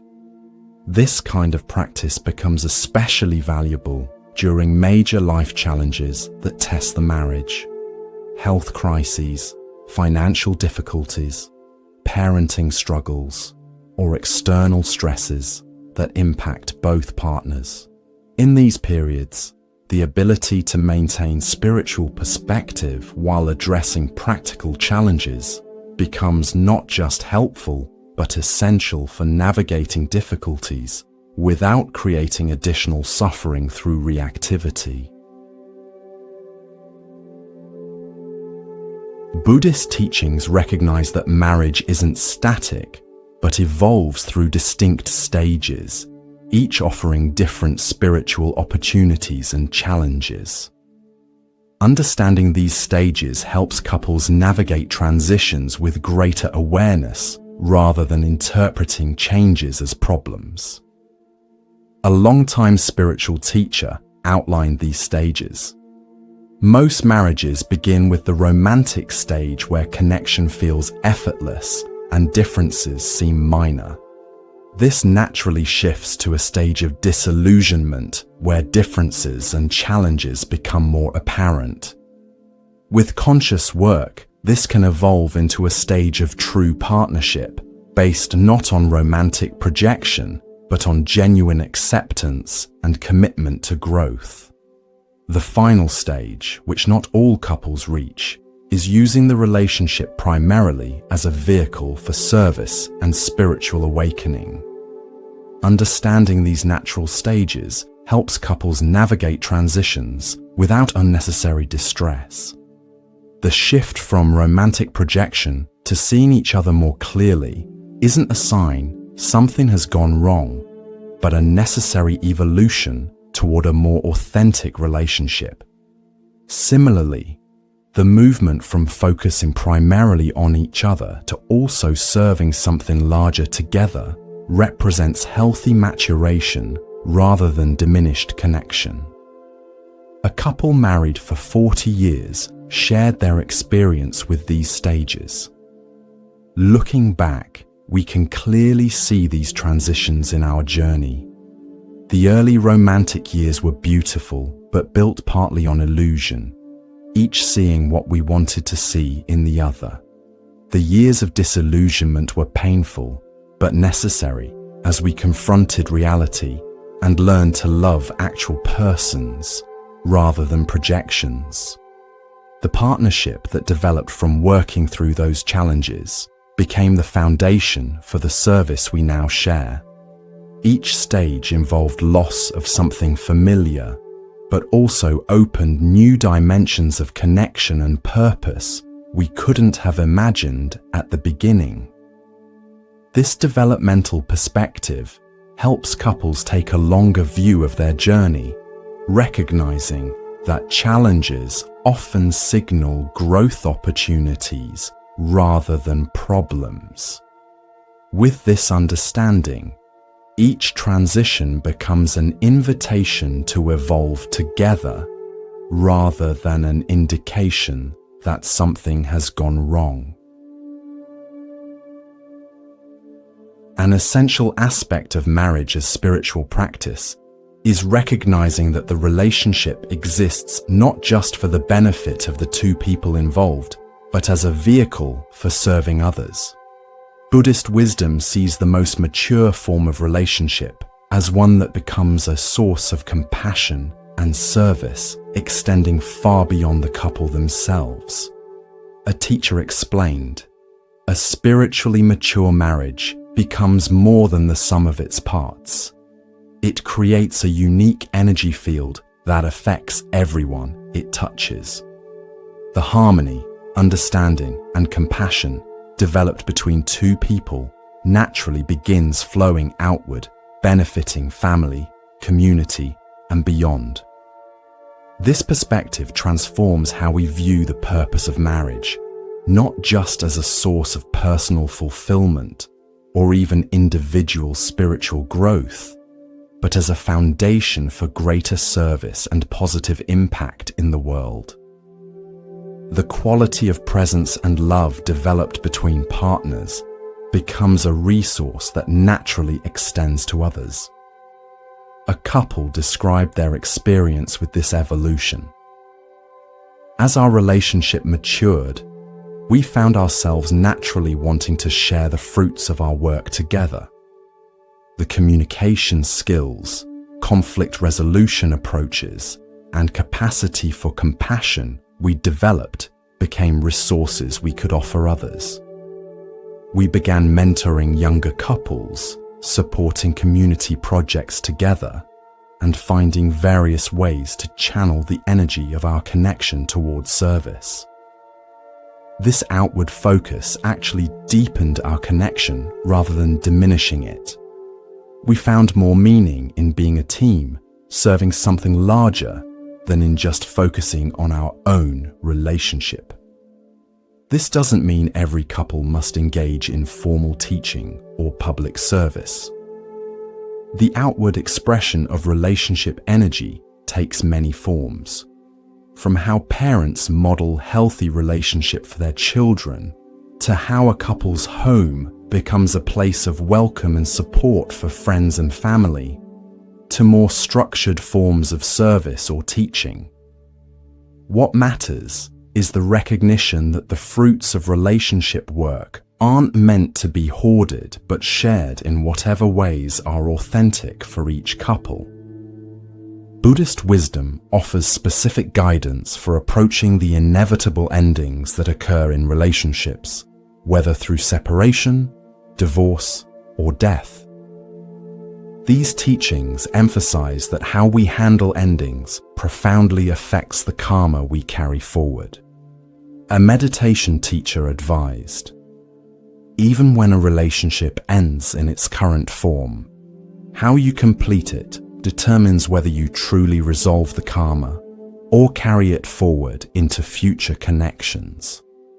Conscious completion involves acknowledging what the relationship gave you, taking responsibility for your role in difficulties, expressing genuine gratitude, and consciously releasing any remaining resentment or attachment. This conscious approach to endings transforms them from merely painful losses to opportunities for completion and integration. By fully acknowledging both the gifts and challenges of the relationship, we can extract the learning it offered and move forward without the weight of unresolved karma. A woman shared her experience with conscious completion after divorce. After the initial pain and anger subsided, I worked with a spiritual counselor to consciously complete the relationship. I wrote letters, which I didn't necessarily send, acknowledging what I'd received from the marriage, taking responsibility for my contributions to its difficulties, expressing forgiveness for harms experienced, and consciously releasing my ex-husband from any emotional obligations. This process transformed my experience from bitter ending to completed chapter. Though the marriage was over, I could honor what it had given me and move forward without carrying its unresolved energy into my future. This approach is equally valuable when relationships end through death. The conscious acknowledgement of what the relationship provided, expression of gratitude, completion of any unfinished emotional business, and gradual release of attachment creates the conditions for the soul connection to evolve appropriately, rather than remaining frozen in unresolved patterns. As we consider the spiritual dimensions of marriage, Buddhist wisdom reminds us that awakening ultimately transcends all specific forms, including the form of marriage itself. The highest purpose of relationship isn't to perfect the relationship, but to use it as a vehicle for recognizing our true nature beyond all conditional forms. A Zen master explained, "The ultimate purpose of marriage as spiritual practice isn't to create a perfect relationship, but to use the relationship as a mirror for recognizing what exists beyond all relationships. Your essential nature that isn't dependent on any external condition for its completeness or peace." This perspective helps us hold marriage in a balanced way, honoring its profound importance in our human journey, while also recognizing that our deepest fulfillment doesn't ultimately depend on any external relationship, however beautiful or meaningful. The relationship serves awakening precisely by helping us recognize what transcends it. A longtime practitioner shared his understanding of this paradox. Through the depth of connection with my wife, I've actually discovered something that exists prior to and beyond our specific relationship, a capacity for love and presence that's intrinsic to my nature, not dependent on her or anyone else. Ironically, the very depth of our relationship has helped reveal what transcends it. This doesn't diminish our connection, but places it in a larger context. I now love my wife, both as my specific, irreplaceable partner and as a manifestation of the universal love that exists beyond all particular forms. This recognition doesn't devalue the specific relationship, but liberates it from impossible expectations. When we understand that no human relationship, however wonderful, can be the source of our ultimate fulfillment or security, we free our partners from the burden of providing what only awakening to our true nature can offer. This freedom actually allows the relationship to flourish in a healthier way, appreciated for exactly what it is, rather than asked to be what it cannot. Let's conclude our exploration with a practical framework for approaching marriage as a spiritual path, integrating the Buddhist wisdom we've explored throughout these teachings. This approach involves 5 interconnected elements that together create a foundation for using intimate relationship as a vehicle for awakening. First is conscious intention, regularly clarifying and recommitting to viewing your marriage primarily as an opportunity for spiritual growth, rather than just emotional fulfillment or practical convenience. This intention doesn't negate other aspects of relationship, but places them in a larger context that brings meaning to both joys and challenges. A couple shared how they maintain this intention. Every morning, we take a moment to join hands and remember our deeper purpose together. This brief connection reminds us that beyond the day's practical activities and challenges, we're on a spiritual journey together. This simple practice helps maintain perspective when difficulties arise. Second is ongoing self-awareness, consistently observing your own patterns, triggers, and attachments as they emerge in the relationship, rather than focusing primarily on your partner's behavior or the external situation. This self-reflection transforms blame into responsibility and reactivity into conscious choice. A husband described this practice. I've developed the habit of asking myself one question whenever I feel upset with my wife. What is this revealing about me? This doesn't mean ignoring legitimate concerns about behaviors or situations, but it ensures I'm addressing my own patterns along with external circumstances. This question has revealed layers of conditioning I might never have recognized without the triggers our relationship provides. Third is compassionate communication. Expressing your truth with both honesty and care while remaining genuinely receptive to your partner's experience. This communication style embraces both authenticity and connection rather than sacrificing either for the other. A wife shared her approach. We've learned to begin difficult conversations by each sharing our experience without interpretation or blame, simply what we're feeling and needing in the situation. This creates a foundation of understanding before moving to problem solving.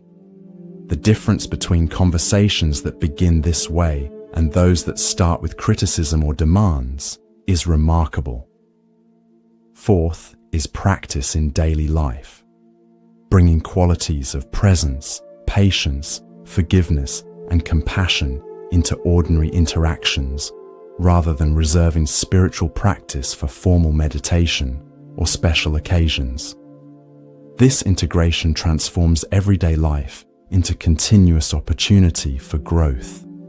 A longtime practitioner explained, "I realized my spiritual practice couldn't be separated from how I treated my wife in daily interactions, making coffee together in the morning, discussing household decisions, navigating different preferences.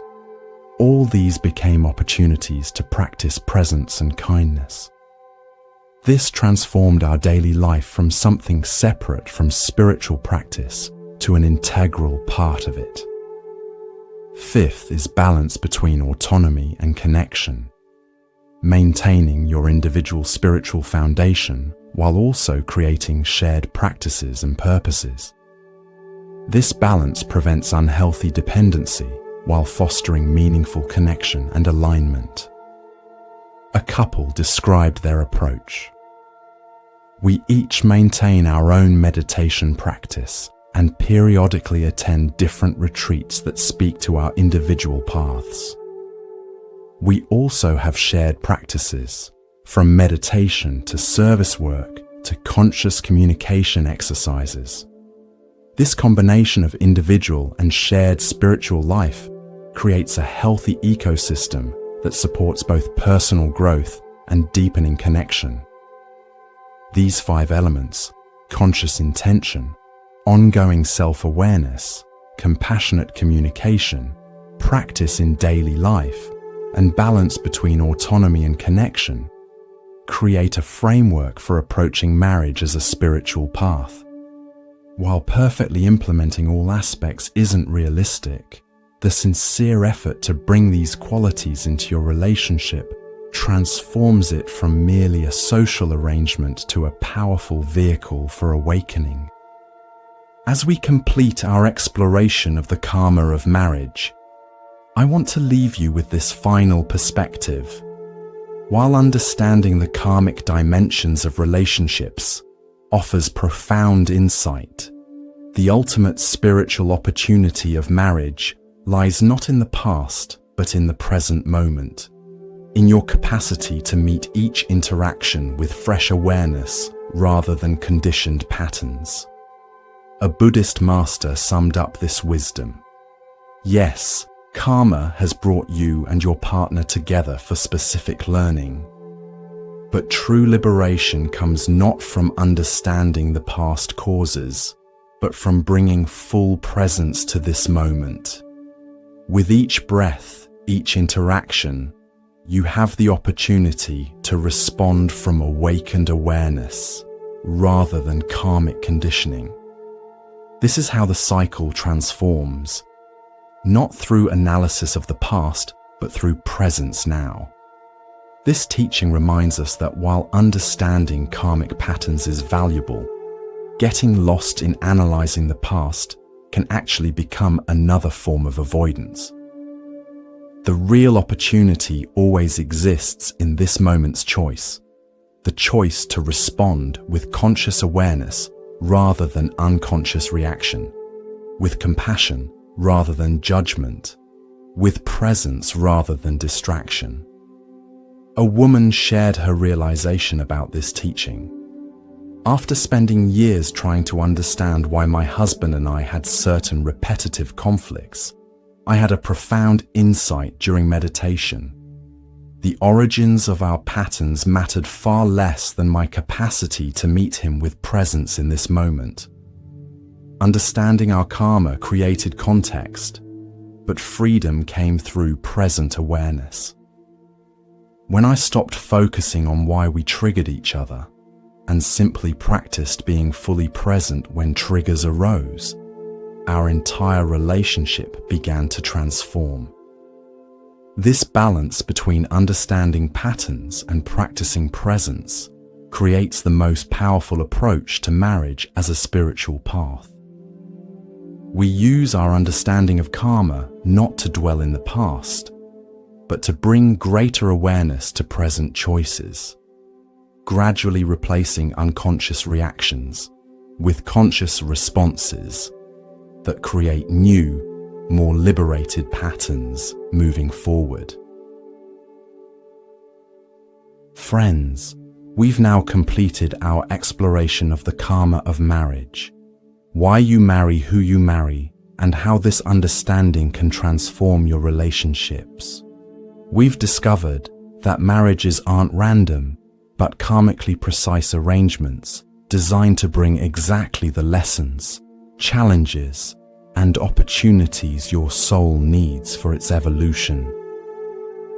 We've explored how to recognize karmic patterns in relationships, how to work with them consciously, and how to gradually transform them through awareness and compassionate action.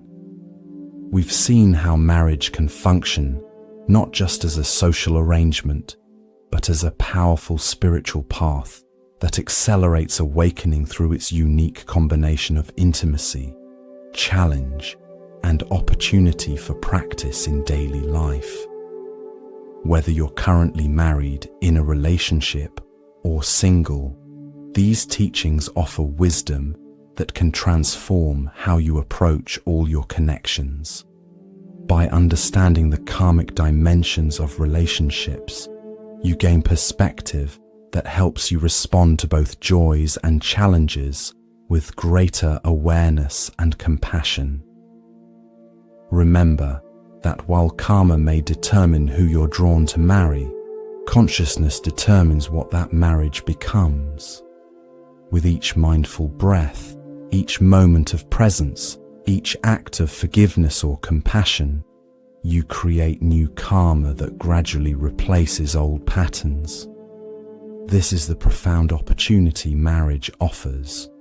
Not just happiness in the conventional sense, but liberation from unconscious patterns and awakening to your true nature. As you continue your journey, I invite you to approach your relationships with gentle curiosity rather than judgment, with patient presence rather than reactivity, with genuine compassion for both yourself and others.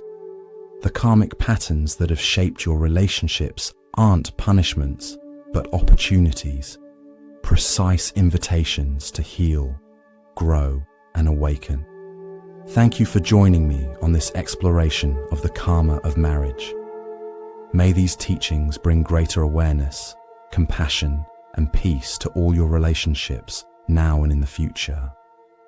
May your marriage, whether current, past, or yet to come, serve not just your personal happiness, but your deepest awakening and the benefit of all beings. May you walk the path of relationship with awareness, compassion, and joy.